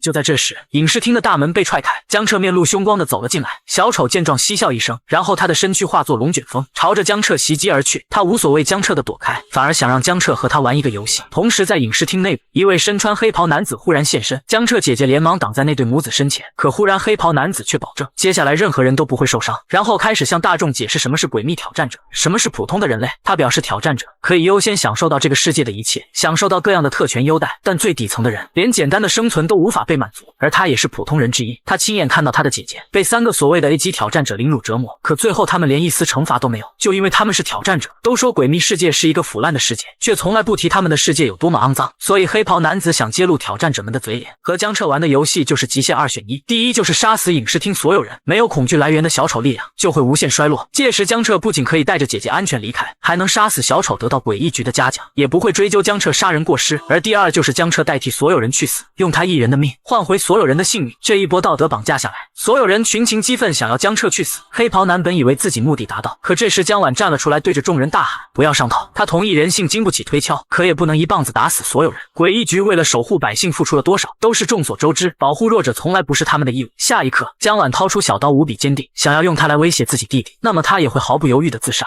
所以这2个选项，他们姐弟都不会选择。话语落下，江彻与小蛮开始融合，举起血色长剑就和小丑厮杀起来。小丑被江彻砍断一条手臂，以及他的脸上被削去一块肉。江彻倒是没有受伤，可说他占据上风也不对，因为由于小丑能吸收恐惧获取实力，他不仅将手臂缓缓恢复，实力也提升到了 C 级，而江彻身体达到了临界点。小蛮的力量，江彻无法再动用太多。小蛮想劝说江彻跑路，可姐姐没有救出，江彻怎么可能放弃？吩咐小蛮等会让他提升鬼力时，一定要直接拉满。就在江彻准备动手时，诸葛也忽然现身，然后朝着小丑丢出了一只运动鞋，狠狠砸在了小丑脸上。小丑顿时懵了，紧接着无尽的怒火在小丑身上喷涌。没等小丑下一步动作，他手中的运动鞋忽然爆炸，在小丑身上燃起灼烧的蓝焰。江彻趁着这个机会，迅速朝着小丑冲去，然后狠狠对准小丑插了进去。小丑面色瞬间扭曲了，一声惨叫声响彻在大厦内。小丑捂着自己身后大喊：“江彻禽兽！”无比破防的他对着江彻破口大骂。然而下一刻梅开二度，诸葛也又来了一剑。这次的菊花是真的枯萎了，小丑面色无比惨白，他痛苦的倒在地上，看着他身后2尊活阎王。江彻两人也是毫不客气，拿起自己的长剑就是对着小丑连捅2分半。等蒙眼玉姐找到江彻时，他们的举动比诡秘还像诡秘，让蒙眼玉姐都愣在了原地。就在江彻解决无限恐惧小丑后，因为强行提升鬼力，在医院躺了3天才醒来。这时诡异局大叔他们来探望江彻，他向江彻介绍身旁黑发男子是他们的3033小队队长严以彬。江彻不等他说话，就示意自己不会加入诡异局，却得知严以彬是来给自己奖金的。江彻瞬间变脸表示100万多了不说，少了不要。接下来江彻询问他们这次遭遇的光明会是什么东西。在严以彬解释下，原来光明会是个邪教组织，常常引起诡秘入侵事件，扰乱世界秩序。而这次江彻姐姐遇到的那位，便是光明会24执事中的第16系虚空。在此次事件中，总共出现2位执事，至于另外1人则被严以彬牵制着，并且他们都是冲着江彻来的，准确的说是江彻体内的鬼灵。与此同时，江彻病房外，江婉将一切听在耳中，不免对他弟弟露出担忧之色。病房内，江彻听到他们可以保护自己家人，以及阻拦江家的窥视，反问代价是什么？加入诡异局吗？让江彻不知道是叶家为了复仇，已经主动加入了光明会，并且请求16系来抓他的姐姐江婉，为此做什么都行。16系答应了，不过他们的计划在关键之中，不能出现任何差池，等时机成熟，他的女儿复仇轻而易举。而严以彬却是微微摇头，这个世界上有无数的人想要加入鬼局，但经过层层筛选后，能进入鬼局的人少之又少。他们那么想加入诡异局，是因为鬼局会提供一种特殊的禁物，用来保护家人。严以彬这时递给江彻一张报名表，明天有一场针对诡异局资格选拔的诡秘挑战，选不选择参加在江彻手上。话落出来时，刚好撞见了江彻姐姐，顿时让江婉有些尴尬。严以彬微微点头，就带着几人离去。其实加不加入诡异局，不过是严以彬一句话的事，而那保护加入的禁物，也都是严以彬自掏腰包买的。所以刚才所说的一切，不过是为了套路江彻罢了。江彻明显上套，在见自己姐姐没有阻止后，江彻更加的心动。其实江婉也明白了，自己弟弟终究还是会踏上爸爸妈妈的道路。来到第2天的诡异局，江彻两人如约而至。蒙眼玉姐询问他们什么段位，江彻、诸葛也分别表示最强王者跟荣耀黄金。蒙眼玉姐直接给2人一个拳头，她问的是鬼力。对此江彻两人都选择保密。蒙眼玉姐非常无奈，也不再过问，而是提醒他们参与这次挑战不再是学生主体，也就是说什么样的人都有，甚至是杀人犯。不久后的一片密林内，江彻已然进入新的诡秘挑战。至于粘在自己身上的诸葛也，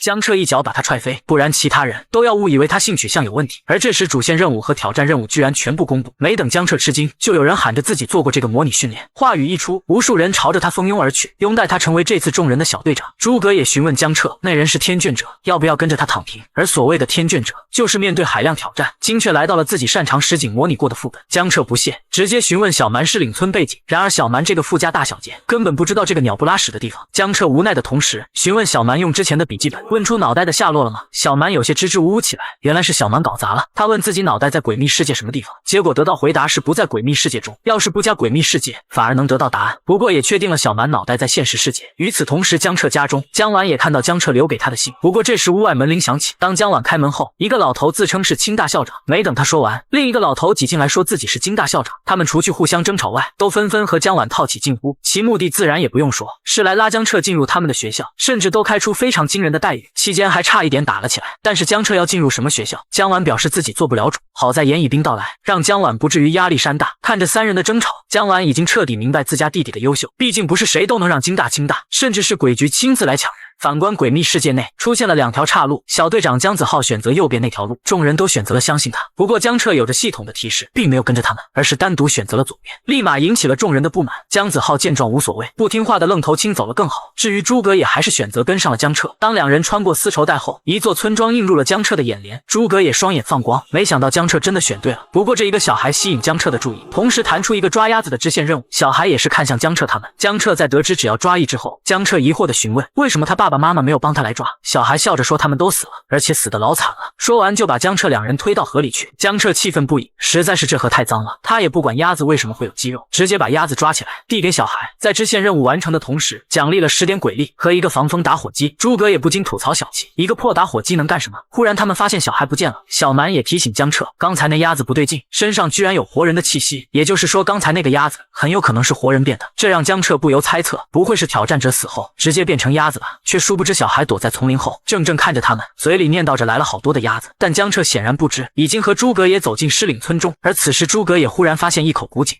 发现井中有妹子的声音传出，然而下一秒他就被冒出的发丝缠住脑袋，往井里拉了进去。江彻出手将发丝斩断，不过这时系统对江彻做出了提示，井中的女孩曾经是一位沉鱼落雁的美女，只不过发现了村子秘密，遭受到了全村的唾弃，被村长丢进井中。江彻立马意识到井中女孩是关键的 NPC， 于是他毫不犹豫地跳了进去，看得诸葛也目瞪口呆。反光水井内，江彻发现空间并不狭窄，此时水中一道人影冒出，等他站起来时，哪怕他身上长满了脓疮，也依稀能见到前身绝世美女的风采。江彻缓缓朝着他靠近，又开始了他的土味情话，比如贫僧自东土大唐而来，不是为了取经，而是为了娶你，甚至抚摸上女鬼的俏脸。但这次女鬼并未如之前的裂口女一脸娇羞，反而觉得江彻是个白痴。无数的发丝将江彻捆绑在半空中，想要把江彻勒死。可下一刻，女鬼发现自己无论怎么用力，江彻都毫发无伤。江彻轻笑一声，直接把身上的发丝震碎，软的不吃，那他就来硬的。而在井口中等待的诸葛野，就听到井中女鬼的娇骂声。1分钟后，等江彻出来，诸葛野询问他是不是太快了。不等江彻说什么，姜子浩一群人带着伤来到了村子内。不出意外，他们少了几人。诸葛野也想到江彻来之前所说，挑战任务人越多奖励越少，姜子浩真的会带他们躺赢吗？忽然这时一阵鬼哭狼嚎声响起，系统立马提示江彻，想要活命必须在3分钟内躲进屋子里。江彻来不及感叹怎么神似寂静岭，却发现屋子怎么也打不开。江彻直接掏出了钥匙，房屋打开后，诸葛也率先跑了进去。可突然他看见了什么，居然把门给关了，顿时令江彻不禁傻眼。不过2秒半后，诸葛也重新打开门，把江彻拉进屋内，然后给江彻磕头道歉，示意自己被江彻刚才身后出现的人影给吓到。江彻对他一阵嘴遁输出后，倒也原谅了他。可忽然屋外又传来江彻的声音，诸葛也正要把门打开，却僵硬的回头看他的身后，他已经不确定哪个是真的江彻。江彻让他把发光的鞋子拿出来，试一试不就行了？实际上发光的并不是诸葛也的鞋子，而是他手中的镯子。在确定是真的江彻后，也告诉江彻这个静物的名字叫你相信光吗？接下来江彻让诸葛也把镯子收好，诸葛也怕黑不想收，江彻示意他看向身后，只见屋外一群诡异被吸引而来，诸葛也默默收好，然后反问江彻钥匙哪来的，原来是井中女鬼给他的。不过那女鬼只记得自己吞下钥匙的事，对于系统提示的村子秘密则是完全记不得。接下来江彻让诸葛也记一下黑暗维持的时间，虽然不知道莫名的糊味从哪来，但等到诸葛也数到1800秒后，黑暗退去，跟江彻手表记录大差不差。不过等到江彻两人准备出门时，却发现一群人把他们围了起来。尽管人数众多，江彻不以为意，一群老弱病残 F 级诡异没什么好怕的，而他们目的居然是请江彻到他们家去吃顿饭，为此还打了起来，甚至不惜拿出自己漂亮闺女来诱惑江彻。江彻本打算等他们自己做决定，却又齐齐看向自己询问要去哪一家。江彻直接提议办个美食大赛，谁家好吃去谁家。本来诡异村民们已经同意，却有人把江彻想法拆穿。江彻没想到诡异还会长脑子，可对于这个出头鸟，江彻一脚狠狠踢了过去。就在江彻暴打中，副村长出面示意消消气，请外村人回家吃饭，是他们狮岭村的习俗。话语一出，系统提示接踵而来。江彻看了一眼，便同意了村长的请求，然后跟着副村长到他家去。一路上，江彻好奇姜子浩他们躲哪去了，诸葛也却慌乱示意江彻看左边，只见一女子正在晾晒一张人皮，也就代表着有人已经把复活次数用完了。不多时，江彻两人来到村长的家门口，一位美艳御姐在这时走了出来，她并不是村长的女儿，而是村长的老婆苏妹儿，直接就把江彻两人看得羡慕坏了。村长示意苏妹儿带江彻他们去休息，饭菜多准备一些。闻言的苏妹儿一把搂过江彻，在诸葛野的艳羡中带着江彻去客房。接下来他告诉江彻他们有什么要求尽管提，他都会满足。这话一出，诸葛野瞬间红温了。苏妹儿也向他抛了一个媚眼，微微开口，真的什么都能满足哦。不等诸葛野兴奋，江彻直接把门关了，气得诸葛野质问江彻不懂怜香惜玉吗？江彻立马给诸葛野来了个爆口，连诡异都不放过是吧？此时小蛮告诉江彻那个女的不简单，还有这里的村民虽然只是 F 级鬼秘，但身上的气息却很奇怪。话落瞬间，又是一阵鬼哭狼嚎响起，江彻他们房间的墙壁好似被火烧了一般。诸葛野立马掏出他的相信光芒来阻挡进一步的入侵。而此时江彻也终于明白为什么他们之前一直闻到糊味，原来是这个村子被火烧过。诸葛也极度的面目全非，他化身侦探抽丝剥茧，觉得主线任务是找到村长，那么这个副村长就有问题。一个老头住着大别墅，还娶了一个能当他孙女的老婆，现在村长不见了，说不定就是副村长想要进步，所以诸葛也想要把副村长抓起来，严刑拷打，问出村长的下落。江彻听得一脸无语，不说当初他们遇到的小孩和井中女孩是怎么回事，就说黑暗降临时他背后之人又是谁，而且副村长是凶手，他会把大别墅和小娇妻大大方方的展示吗？但是这个黑暗侵蚀很有可能就是这个村子的诅咒，那么接下来要找的就是那个下咒之人。可忽然窗外传来求救声，江彻两人想要打开窗户，但是窗户被锁死，根本打不开。小蛮也提醒江彻别作死，外面的东西他应付不来。与此同时，他们客房被打开，一位被烧得面目全非的苏妹儿喊江彻他们下楼吃饭去。江彻两人顿时看懵了，等来到楼下，屋内全是一片焦炭，被烧焦的副村长示意江彻他们赶紧坐下来吃饭。江彻示意不用的同时，也确定副村长不是凶手，只是是屋内的温度太高，让江彻的皮肤一阵刺痛。毕竟人体长时间待在40度以上的环境中，容易引起热痉挛甚至热衰竭。现在屋内少说有50度，尽管夫妻俩一直催促江彻上桌吃饭，江彻想拒绝又不知怎么开口。在现在这个火灾中，他们的力量是无敌的，哪怕水是弱点，可问题是江彻根本找不到。此时见江彻两人迟迟不上桌，这位被烧焦的苏妹儿暴怒了，认为江彻嫌弃他做的菜，就是朝着江彻扑去，却被江彻的打火机挡下了脚步，然后退缩到角落里瑟瑟发抖。这也让江彻确定，正因为是葬身火海，所以他们对火焰也充满了忌惮。不过诸葛也抢过江彻的打火机，然后去对着苏妹儿开始恐吓，而江彻看着扑来的村长，差一拳朝村长脸上打过去。江彻敢动手，还是因为屋内温度开始下降，黑暗降临马上就要结束了。江彻拿着血色长剑刺向副村长脖子旁，询问他黑暗降临是怎么回事，为什么全村被烧了？是有人故意放火吗？看得副村长一问三不知。江彻残忍一笑，2分半后，黑暗降临结束，屋内恢复成原来样子，烧焦的苏美人同样如此，而江彻也结束了他的拷问。有着系统的提示，江彻确定副村长是真的什么也不知道。饭后结束，苏美尔又毫不避讳地贴上江彻，暗示江彻晚上就睡他隔壁。副村长睡得很死，然而江彻不为所动，直接把门关了，看得诸葛也内心一阵羡慕，所以他提议想去调查那个女的。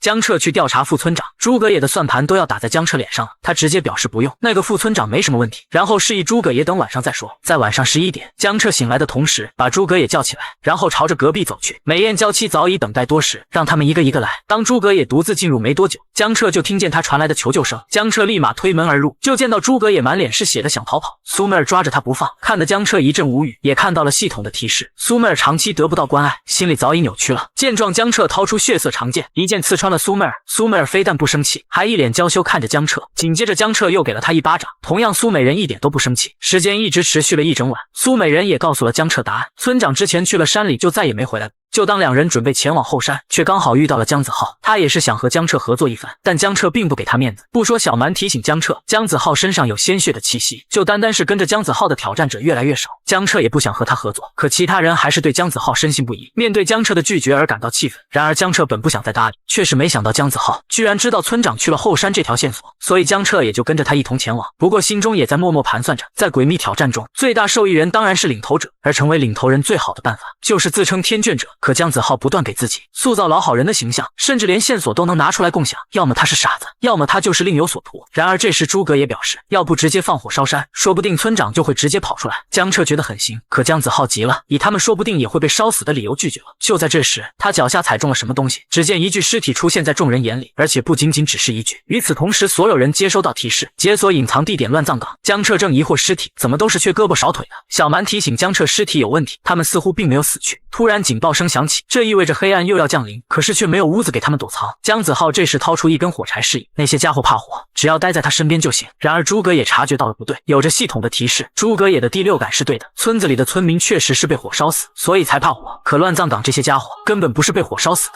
可这时其中一名漂亮妹子发现了不对，那些诡异们并没有因为火堆而停下，而姜子浩还在坚持火焰有用。当诡异冲破火堆扑来时，想要逃跑那已经是迟了。见到这一幕，姜子浩非但不慌，脸上还露出瘆人的笑容。此时一柄剑刺穿了他身后的诡异，漂亮妹子警告他收起小心思，不然连他也一块砍了。姜子浩虽然知道自己被看穿，但漂亮妹子保护他的举动让他误以为是喜欢他，而他见到人已经死得够多，也拿出了他的 F 级劲物生锈的斧头。至于他的2名狗腿子同样都拿出了 F 级劲物。江彻看到这才明白诡异局挑战资格真正的含金量。反观诸葛也不甘寂寞，掏出他的相信光芒，朝着诡异们抛了过去。瞬间诡异们被蓝火所灼烧，而江彻一边脱衣服一边准备亮出他的神器。反观一旁的漂亮妹子，手起刀落之间不停地在斩杀诡异，眼看越来越多的诡异朝自己扑来，妹子体内的鬼力开始沸腾。刹那间，方圆数米内亮起无数剑芒，这是独属于妹子的剑技，千枝万斩。诡异们纷纷对视一眼，然后化作无数的碎块。可像漂亮妹子杀诡异如杀鸡的，还是在少数人。忽然，漂亮妹子面色一愣，原来她是看到正在和诡异聊天的江彻。而这时，小蛮向江彻示意，静物与静物之间可以融合的，询问江彻要不要把他的2把武器融合。至于需要专业的炼器师，江彻立马想到之前小蛮技能里炼器宗师，于是江彻直接把这活交给了小蛮，让他融合的帅气一点。不久之后，当黑暗降临退去，漂亮妹子在检查尸体，试图去发现有什么线索。然而江彻却在另一具尸体上发现了一张纸条，可之前尸体并没有这玩意。江彻联想抓鸭子的小孩、井中的女人、石岭村的火灾、窗户外的求救声，以及最后这些残缺的尸体。江彻发现这些线索之间似乎什么也没有关联。至于一旁的姜子浩，还想要和妹子继续组队，但妹子反问他，真以为所有人都相信他是天眷者吗？并让姜子浩把路让开，这么不给面子，多少令姜子浩有些破防。而其他有能力之人也并不想再和姜子浩合作。这2天明显的表现来看，就是想令挑战者减员。江彻看着为自己辩解的姜子浩，他真的只是为为了独吞挑战奖励吗？不过这时姜子浩小弟见妹子不为所动，又把目光放到了江彻身上，质问他往口袋里塞了什么东西。见江彻不承认，胖子开始道德绑架，多一条线索就多一线生机。江彻他也不想间接害死人吧？闻言的江彻不禁无语，要这么说，那大家上山导致团灭的姜子浩，不就是蓄意谋杀吗？胖子怒了，准备动武直接抢夺。江彻不屑一笑，木柄血色碎骨长剑被江彻召唤出来，它正是被小蛮融合而成的地级禁物碎骨刀。胖子三人瞬间头皮发麻，因为他们感觉到碎骨刀已经无限接近于 C 级禁物，所以一点也不敢再放狠话，飞快的跑路。可漂亮妹子忽然向江彻表示，应该把他们都杀了的。紧接着妹子向江彻介绍自己名字叫苏小锦，然而江彻却用诸葛野的名字代替。苏小锦微微歪头告诉江彻，用自己真名可不是什么好事。江彻笑笑不说话，然后询问苏小锦找他有事吗？苏小锦直接开门见山的想要和江彻互换线索。江彻示意他先说，苏小锦没有犹豫，告诉江彻今早经过一栋房子，听到里面有小孩子的声音，就在黑暗降临时，江彻最先进去的那一栋。江彻思索一番，那次黑暗降临的求救声确实是小孩的声音，只不过不确定在哪个位置。得到有用的线索，江彻便把那张纸条交给了苏小锦。诸葛也急了，询问江彻就这么交出去吗？江彻表示没什么，那只是一张器官贩卖表，再结合村里全是老人，乱葬岗却有一堆年轻人的尸体，那么这张价格表信息其实已经很明确了。而江彻返回的路上，苏小锦一直跟着江彻他们，江彻让他别跟。苏小锦小声说自己进不去那个房间，可江彻不吃这套，刚才的线索交换已经平等了，如果想要蹭进度，总要诚恳一点吧，比如给哥笑一个。话语一出，苏小锦并未反驳，捏着自己的脸努力做出笑脸，然后喊江彻哥哥，问他能蹭一下进度吗？可江彻还是拒绝，就算苏小锦要给江彻50万，江彻也是没有答应，并告知苏小锦上次给他这条件的坟头草已经比墓还高了。然后苏小锦就被关在了门外，而苏小锦的鬼灵松了一口气，幸好他们没有动粗。那个江彻体内的鬼灵虽然隐藏了气息，他还是能察觉到非常的强大。至于苏小锦也没有放弃，而是打算寻找更多的线索和江彻交换。原来江彻在无视漂亮妹子后，他来到了之前躲藏的屋子内，不过并没见到什么小孩，但他还是愿意相信苏小锦所说。可时间一分一秒的过去，来到了下午2点半，还是一点动静都没有。江彻不禁怀疑是不是要等到晚上才能触发机制。就在这时，厕所忽然传来声音，江彻两人一打开帘子，就看见一只手从马桶里伸出，紧接着一个头接着冒了出来。小孩哥在看到江彻后，立马让他拉自己一把。江彻很是抗拒，但之后还是一连拉了4个小孩哥，而小孩哥也很相信江彻，因为能进到这屋里，绝对是周阿姨介绍过来的。至于所谓的周阿姨，就是那个警中女孩。然而接下来，小孩哥忽然向江彻他们邀请玩个游戏，并介绍自己名字叫大狗，旁边的则是2狗、3狗、4狗，然后询问江彻他们叫什么。江彻看着名字越难听越好养活的系统提示，让诸葛也跟自己叫江狗和野狗，都带狗的名字很快引起小孩哥的好感。所以在面对江彻询问玩什么游戏时，也是很直接的告诉江彻玩剧本杀。江彻接过剧本的同时，他明白里面绝对藏着关键线索，可是剧本里什么也没有写。小孩哥告诉江彻，他们扮演的角色很简单，所以连剧本也没有。片刻后，一个啤酒瓶摔在地上，代表着剧本杀正式开始。由大狗饰演父亲，江彻两人饰演他们的儿女，2狗饰演母亲，两人发生激烈的争吵，剧情很现实很狗血，只不过情绪激动的母亲最后直接打家炸，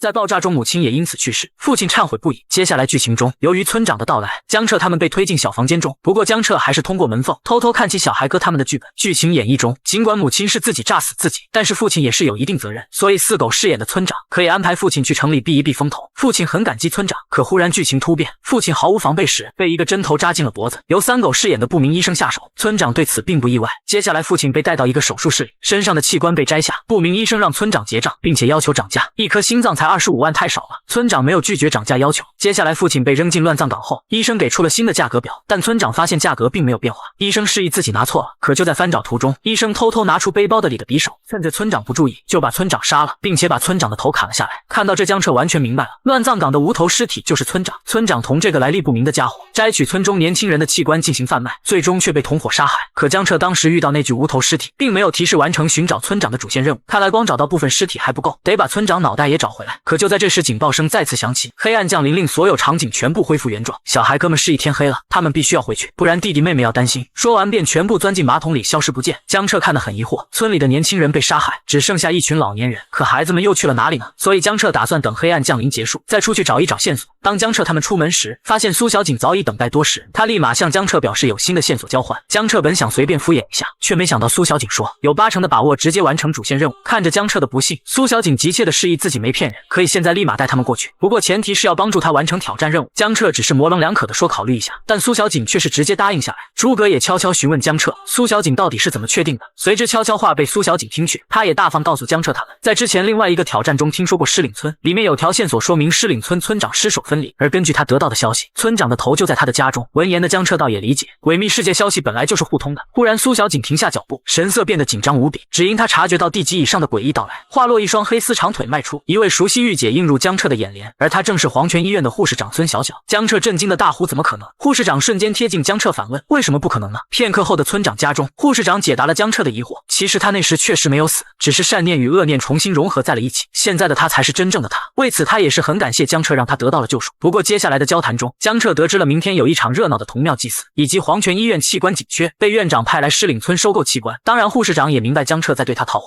但护士长也不在意，毕竟江彻帮助过他，并有意告诉江彻，副村长的儿子曾经学过医，摘取器官的事以往都是他来负责。江彻麻了，他可从不知道副村长还有儿子。等交谈完毕后，护士长临走之时示意江彻，如果有货可以来联系他。江彻无视了诸葛野的套近乎，无非又是看到美艳的护士长内心躁动了。他在把村长的头扔给苏小景后，便打算前往狮岭村。可就在这时，江子浩一行人找上门来，想要一起完成主线任务。然而苏小景直接拒绝，主线任务完成的人越多，就越影响整体评分，这可把江子浩整得破防，口中污言秽语大骂苏小景。苏小景让江彻帮他拿一下村长的头，刹那间，苏小景一个闪身来到江子浩身后，随着他缓缓合刀，江子浩的脑袋也随之分离。江彻看得无比惊讶，本以为是鬼灵的力量，可小蛮告诉江彻，那是他自身的实力，这令江彻不禁怀疑苏小景是不是地级挑战者。原来当呆萌的漂亮妹子发怒时，那是真的丝毫不留情。震惊江彻的同时，也明白为什么之前和苏小景握手，触感不是常人的软乎滑嫩，而是粗糙的老茧，这绝对是经过非常人的专业训练。此时苏小景见只剩下两人，质问他们自己退出，还是他接着动手。苏小景听他们还想回去告状，以此来威胁他，毫不客气再次提剑斩过一人。众目睽睽下，其中的胖子变成了三段，吓得瘦子瘫坐在地上，然后大喊着自己要退出。但下一刻剑光再次亮起，苏小景并未给他机会，对他来说，过了这个村就没这个店了。接下来苏小景拿过村长脑袋，来到乱葬岗找到了村长的尸体。与此同时，江彻他们的主线任务完成，而苏小景为了防止江子浩他们复活，把村长的尸体埋了，让他们完不成主线任务。紧接着苏小景示意江彻说出他得到线索，江彻本有些不悦，毕竟他之前说法只是考虑。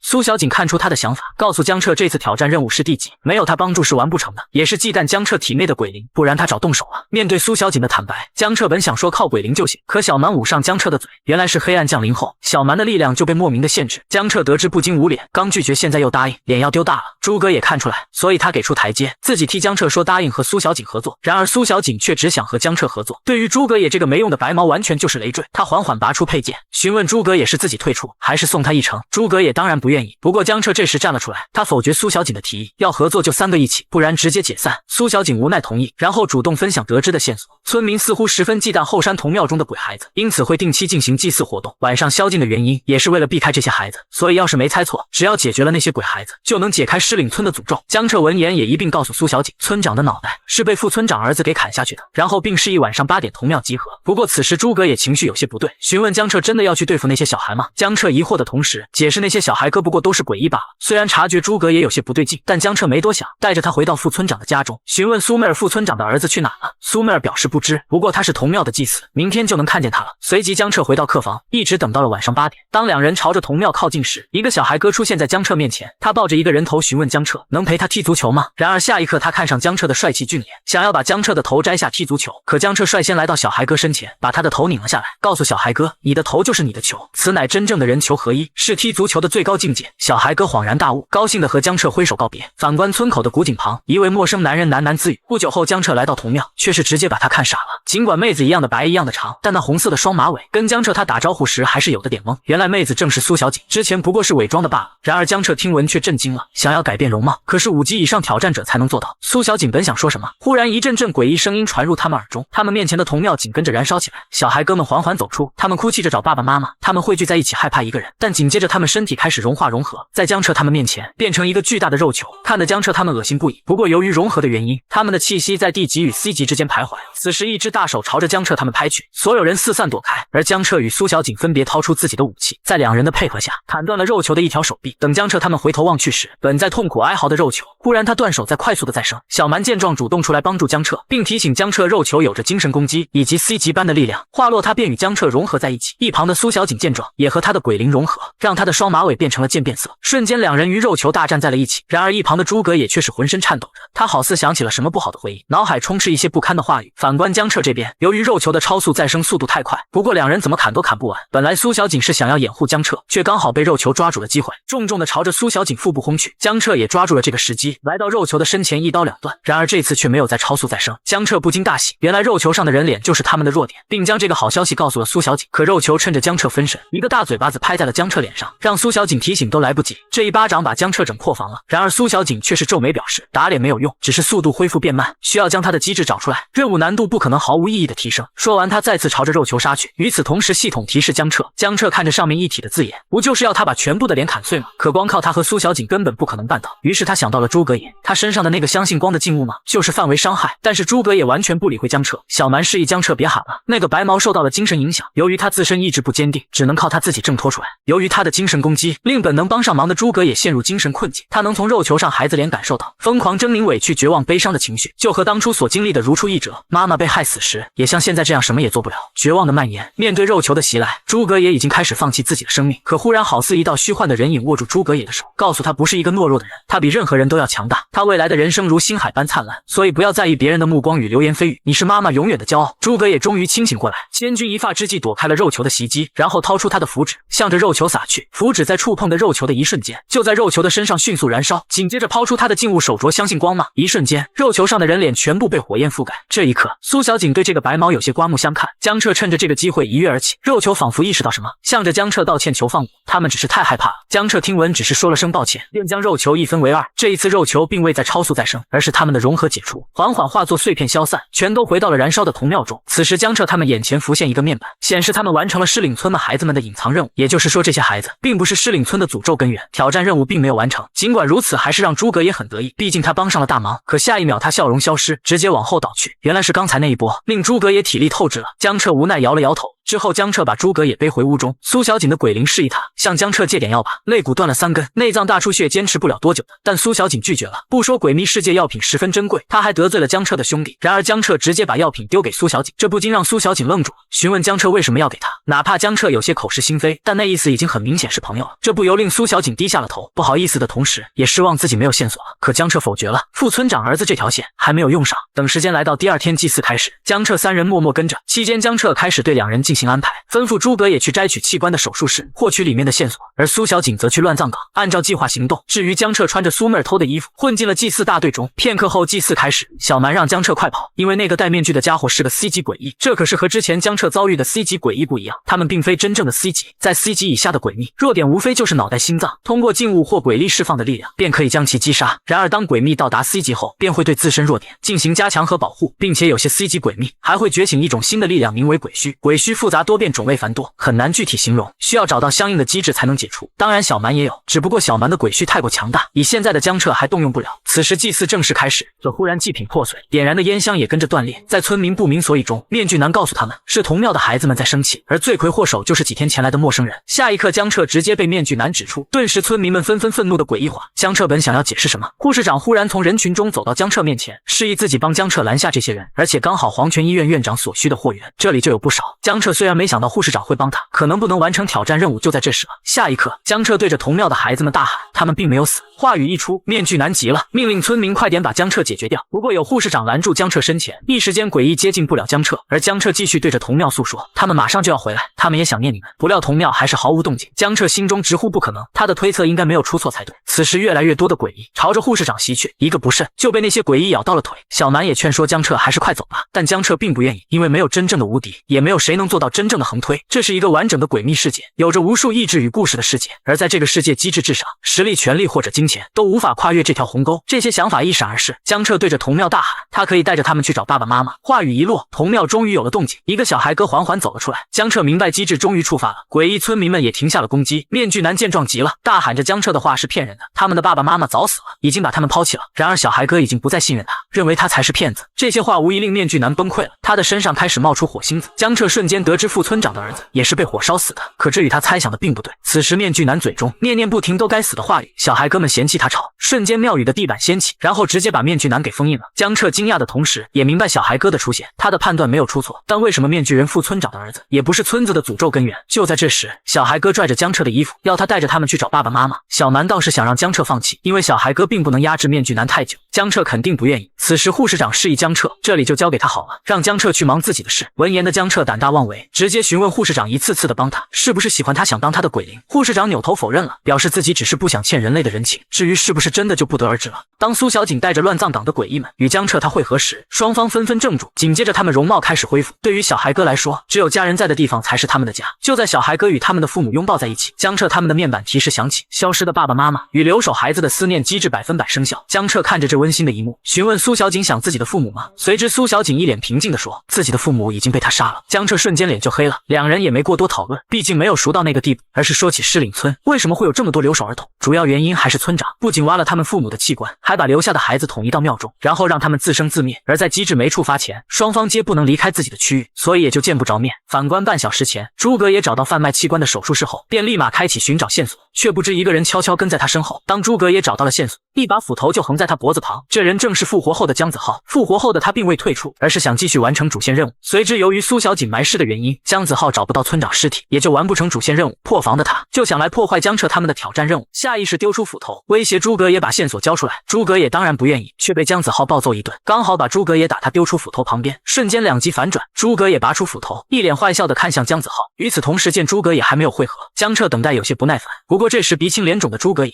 踉踉跄跄的回来了。原来诸葛也虽然拿到斧头，但是由于姜子浩没有复活机会了，他不敢下手杀人，所以大战几个回合后就把姜子浩绑了起来。至于江彻则看向被诸葛也带回来的线索，那是一张全家福，照片中的小孩哥明显就是江彻之前遇到的抓鸭子小男孩。此时江彻发现照片夹层中有一张纸条，他在看完后确认这次一定能通关。可是就在这时，面具男挣脱了小孩哥们的封印，他看着团聚们的村民，面具男更加的愤怒，更加的破防，他们凭什么可以团聚啊？面具男把怒火发泄到罪魁祸首江彻的身上，然而江彻却跑路了，但也并未真正意义上的逃跑。江彻的目的是想把面具人引到那个古井面前，他对着井中妹子周怡大喊，有业绩来了。周怡立马从井中爬出，看到面具人的他愣住了，然后缓缓开口，你终于愿意来看我了吗？从后面追来的苏小景两人不明所以，原来江彻根据系统之前的提示，就知道狮岭村的村花就是周怡，他发现了某个秘密，而诸葛也带回来的那张纸条其实就是一封举报信。周怡的母亲是个妓女，生下她后就消失了，而周怡也不知道自己的父亲是谁，常被村中的人称为野种。周怡在发现村长秘密后，将这个发现告诉了自己的爱人，也就是副村长的儿子，两人起了争执。周怡决定带着孩子离开这个村子，却被副村长刚好撞见他们的对话。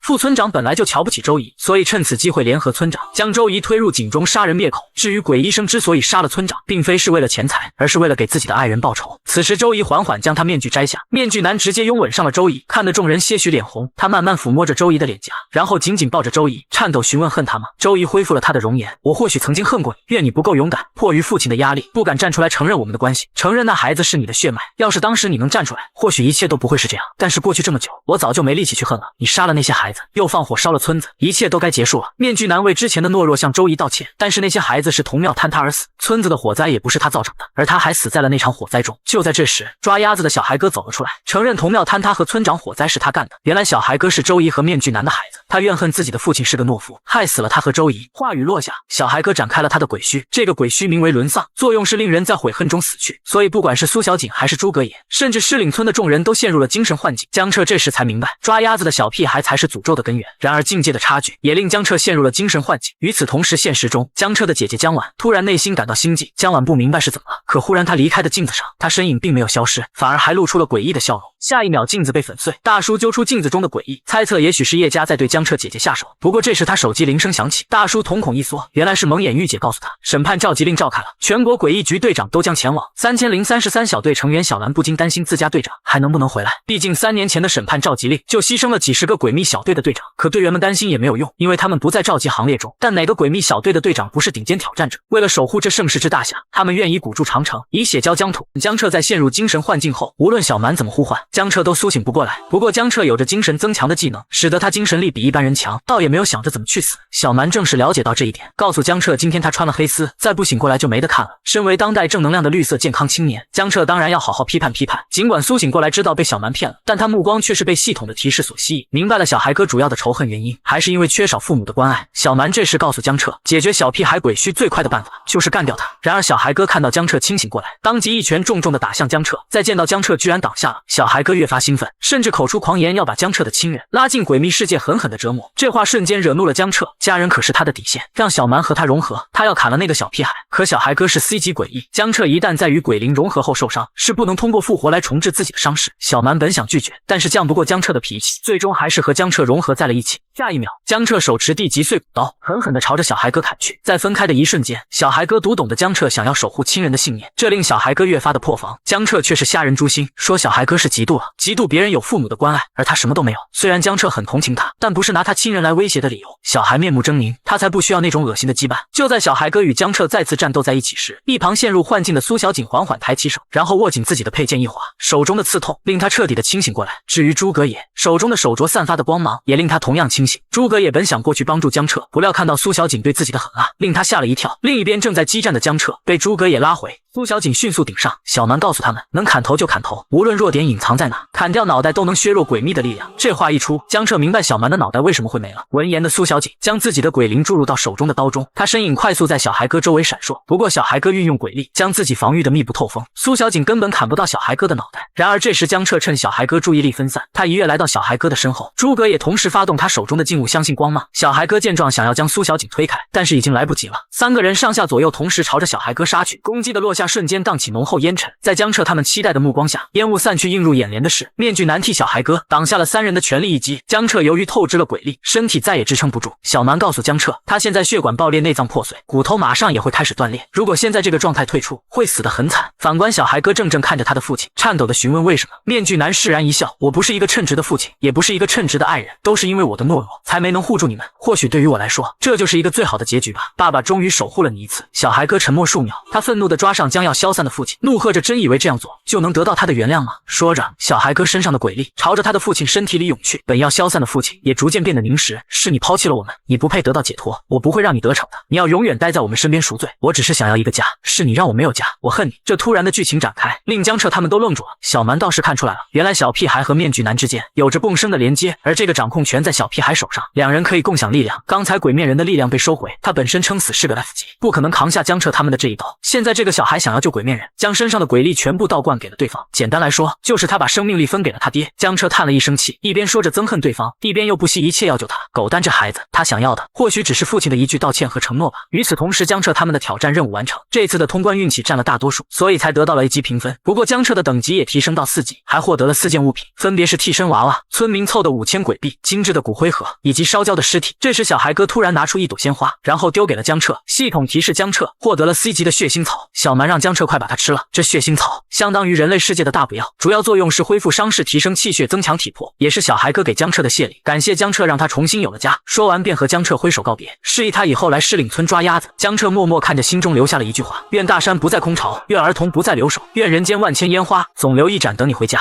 既然任务完成了，那我就先走了。说完，打开系统界面，点击了退出。随后，诸葛也和江彻也回到了现实世界。就当他们疑惑鬼局怎么一个人都没有时，红绫突然推门闯入。江彻，你总算回来了。叶家的人动手了，赶快回去保护你姐。原来叶长青从江彻和无限恐惧的战斗中看出了他武器的来历，正是叶青瑶的鬼灵所化成的劲物。随即派出众多手下去江彻家里绑架他的姐姐。可在行驶的途中，一把大刀突然将车辆逼停。几位看着有点眼熟，是准备去我家做客吗？老黑顿时认出了此人就是江彻。闻言，其中领头的带着一众小弟从车里走了出来。小子，不想吃苦头的话就乖乖跟我们走。江彻知道这里不适合动手，于是先让诸葛也回去保护姐姐，自己则将一群人引到一个巷子。正当他们以为跟丢时，江彻突然从天而降挥出血刃，不料却被领头的轻松挡下。果然有几分实力，可你现在要面对的是一群挑战者。说罢命令小弟在原地形成了一个阵法。见状，小蛮提醒道，这个法阵可以将他们每个人的力量发挥到最大，以你现在的实力根本打不过，除非达到 C 级。闻言，江彻眼神变得犀利，并拿出了之前得到的道具罪恶面具，佩戴者可以大幅度提升鬼力，但是副作用是容易失控。而如今江彻面对数名挑战者的围攻，不得已才将他戴上。在面具的影响下，江彻就宛如杀人恶魔一般，很快眼前之人就血溅当场。其中领头的见状想要逃跑，可此时的江彻已经杀红了眼，挥舞着大刀一跃而起。领头的立马将一旁的黑人用来挡刀，只听噗呲一声，那人当场被砍成2半。男人瞬间被吓得呆住，眼神里充满了恐惧。而另一边，在江彻家里，周勇等人已经对江婉展开了保护。就在这时，门外却传来敲门声，打开一看，居然是诸葛野。江婉姐姐姐，彻哥让我来保护你们。说完直接抱住了开门的人，这柔软的感觉还有一丝丝温热。可抬头一看，发现眼前之人居然是周勇。诸葛也顿时尴尬，要不咱们先想办法去救彻哥吧。可当他们调取小区周围的监控时，并没有发现江彻的踪迹。周勇顿时明白，这小子手段多得很，肯定不会在有监控的地方行事。而这片区域唯一没有监控的地方，就是江淮路的胡同。可当他们赶到后，却被眼前一幕惊呆了。只见地上尸横遍野，并且死相都很难看，就连空气中也充斥着一股血腥味。而其中领头的男人则被江彻大卸八块。就在他欣赏自己的杰作时，身后突然出现2只木乃伊朝着江彻扑来。见状，他立马扔出血刃，将飞来的木乃伊砍成2半。不料因为意识大意，被其他方向的木乃伊喷出绷带捆绑了起来。原来这是周勇的鬼灵释放出来的能力。这面具真丑，我来帮你取下来。说罢，其中的一个眼镜男就朝着江彻额头上轻轻一点，下一秒他的双手就不受控制地抓住面具，然后一把从脸上扯了下来。江彻也瞬间恢复了意识。原来眼镜的能力是通过精神力干扰其他人的行为，甚至操控对方。清醒后的江彻第一时间就回到了家里，在确认姐姐没有危险后才放下心来。就在这时，江晚接到了金大校长的电话，他得知了江彻和诸葛也从诡秘世界平安回来，便想借此吃饭的机会将他们拉拢。在得知是在天青市最好的酒店吃饭时，两人瞬间答应了下来。一旁的周勇则面露难色，这些老家伙怎么消息这么灵通？很快时间到了晚上，就当江彻熟睡的时候，意识再次来到了诸天监狱。他想通过打开第2间牢房来扩充自己的实力，可依旧无法打开。如今自己的底牌已经全部爆满，想要对付叶家就必须获得新的底牌。这时江彻看向一旁的小蛮，心想只要好感度达到100就能再次抽取一个技能。为了获取好感度，江彻带着小蛮来到了他想要来的漫展。小蛮无头的造型很快就吸引了一大批群众的围观。江彻受不了热闹，立马把他带了出来。但是在路过一间服装店时，里面的机车衣服吸引了小蛮的注意。随后江彻把他买下送给了小蛮。看见眼前凹凸有致的身材，江彻瞬间喷出2斤半的鼻血。可过了一会就问道：“你为什么喜欢来漫展？难道诡秘世界也有吗？”闻言小蛮有些无奈，因为鬼灵出现的时间取决于契约者的精神力强弱。这次难得有机会在人类世界逛过，漫展则可以掩饰自己鬼灵的身份。话音刚落，江彻就让小蛮不要乱跑，自己出去给他买一个东西。只见江彻买了一顶机车头盔送给他，这样就不怕被认出来了。只要头盔一戴，平时也可以出来玩，区一点精神力而已。听到这话，小蛮立马兴奋地扑向江彻，好感度也顺利达到了100。紧接着一个金色罗盘出现在了眼前，随着罗盘的转动，江彻也做出了祈祷的动作，希望这次可以获得一个厉害的技能。下一秒指针就停在了无限决斗这一栏。画面一转回到家里，江彻瞬间陷入了八卦风波。原来诸葛也在漫展恰巧碰见了江彻和一个美女逛街，并把他们拍下来告诉了江晚。姐姐心里顿时乐开了花，我们小彻终于有女朋友了，不过交了女朋友就要对别人负责，不要当那些先买票再上车的渣男。闻言江彻顿时尬住，人类和鬼灵做那种事想都不敢想。而另一边，一只手敲响了酒店包间的房门，听到声音的2名校长立马出门迎接，江同学和诸葛同学来了。下一秒却发现眼前之人居然是周勇，你个屌毛玩意儿怎么会在这里？只因全球进入诡异时代，挑战者数量虽然众多，可实力强劲的少之又少，而江彻和诸葛也就是其中2人。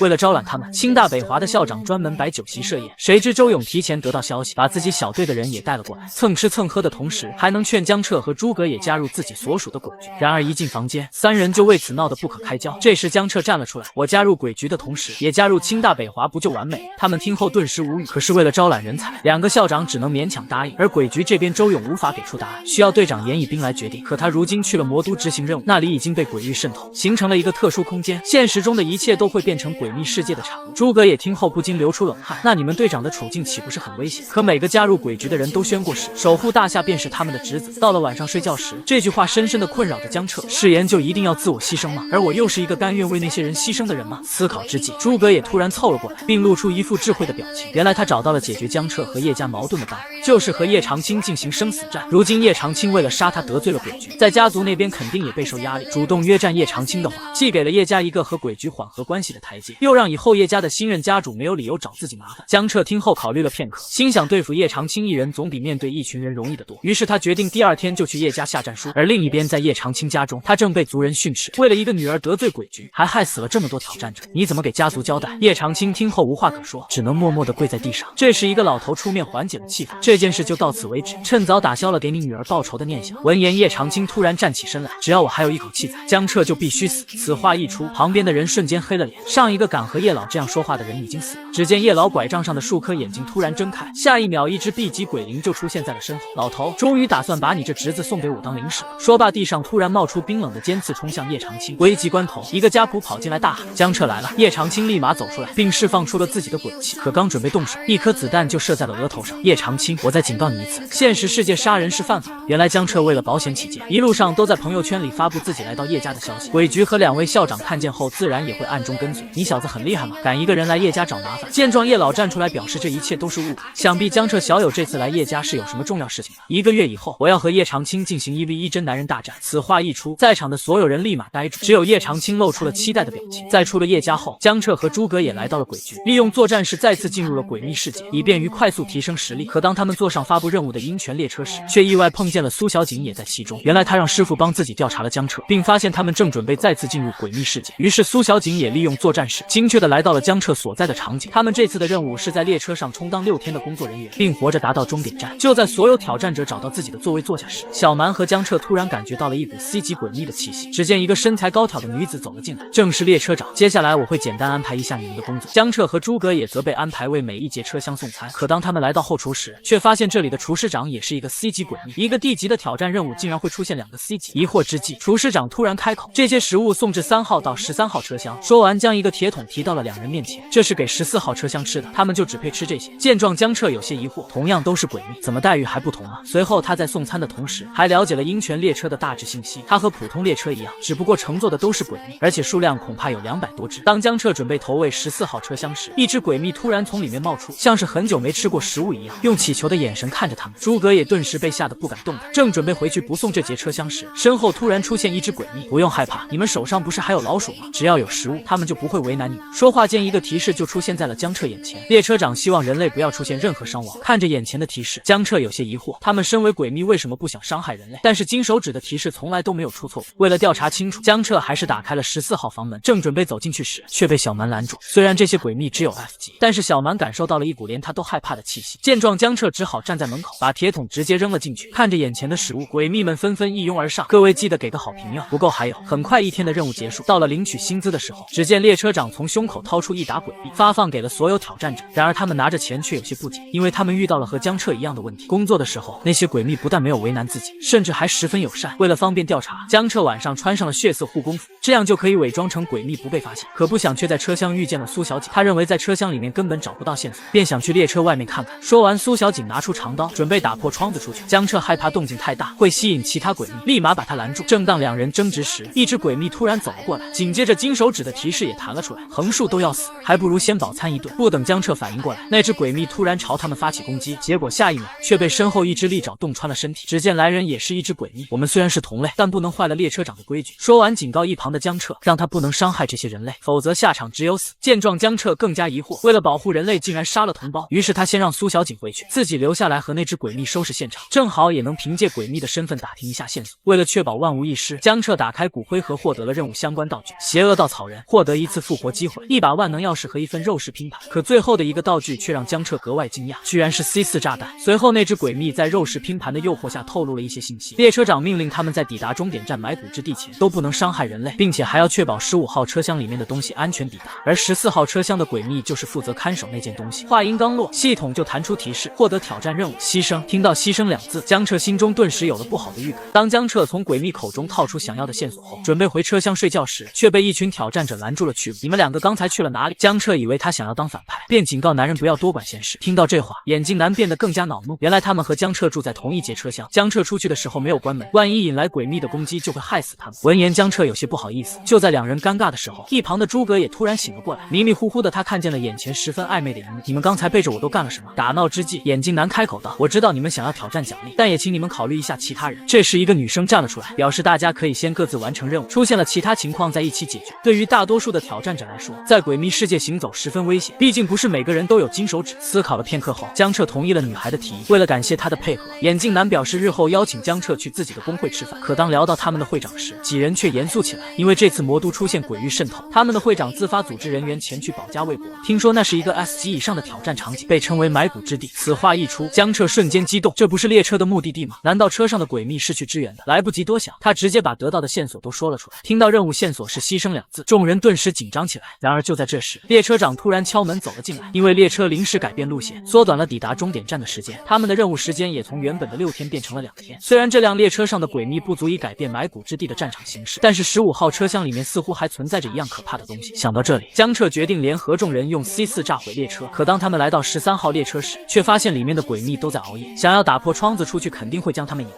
思虑之际，一旁的萌妹子突然想到了一个办法，只见她拿出道具催眠麦克风，用她唱出来的歌声可以短暂催眠小范围内的鬼。果然，当声音响起后，车厢里的所有鬼秘就当场晕倒过去。见状，几人立马打破窗子，抱着 C4跳到了列车上方。可刚一上来，几根诡异的触手就直接将他们围住，显然这是触发了15号车厢的保护机制。好在苏小景反应够快，斩断了其中的一条触手，江彻才有机会跑出去安放 C4。可不曾想，他的引爆时间默认为10秒。三人顿时脸色发青，纷纷朝着远离炸弹的方向跑去。只听砰的一声，15号车厢的连接处瞬间爆炸，动静直接把还在洗澡的列车长吸引了过来。他立马穿上衣服，召集人手对列车展开维修。正思考爆炸如何而来时，江彻三人偷偷从身旁走过。你们3个为什么会出现在这里？苏小景本想拔刀回应，却被江彻拦住，因为金手指提示列车长并没有恶意，他也想多一件事不如少一件事。见状，江彻开始撒谎，我们3个是出来上厕所的。果然，列车长也没有深究，只是让他们赶紧返回车厢。回到车厢的几人立刻放下心来，这下列车没有几天时间别想启动。可下一秒，诸葛也就惊呆了，只听车厢广播响起，列车正在维修，10分钟后将会重新发动。话音刚落，江彻就拿出了最后的一个 C4，想要再次连轨道也炸，却被眼镜男阻止。再次引爆恐怕会引起诡秘的怀疑，甚至对我们突然下手。见此，江彻也打消了这个念头，想再次寻找其他办法。等到了第2天，他就和诸葛也来到14号车厢，想要知道15号车厢装的什么，就必须通过这些诡秘，他们大多都是 F 级，在小蛮的威慑下很快就服软了。这时系统弹出提示，获得线索可怜的燃料。看着眼前蜷缩的诡秘，江彻也明白了系统指的就是他们，没了燃料，列车自然就无法行驶。于是江彻毫不犹豫地拿出碎骨刀，砍瓜切菜般将在场的诡秘尽数斩杀。当他们顺利来到15号车厢时，却发现车门被铁链锁着。就在诸葛也无计可施的时候，江彻拿出了一把钥匙，原来这是从骨灰盒开出的道具，万能钥匙。为了以防万一，进去前小蛮把自己的力量借给了江彻。当他们进入车厢后，发现中央摆放着一个黑色盒子，疑惑之时，盒子突然发出瘆人的笑声。江彻顿时感觉心里一震，他和小蛮的融合也被迫解除。两人立马意识到危险，朝着门外跑去，因为这是 SSS 级的力量。小蛮本想出来帮忙，却被切断了和江彻之间的连接。更绝望的是，车厢的房门就像会移动一样，距离两人越来越远。不等他们跑出去，就瞬间变成了一滩血水，只有2双鞋子存留了下来。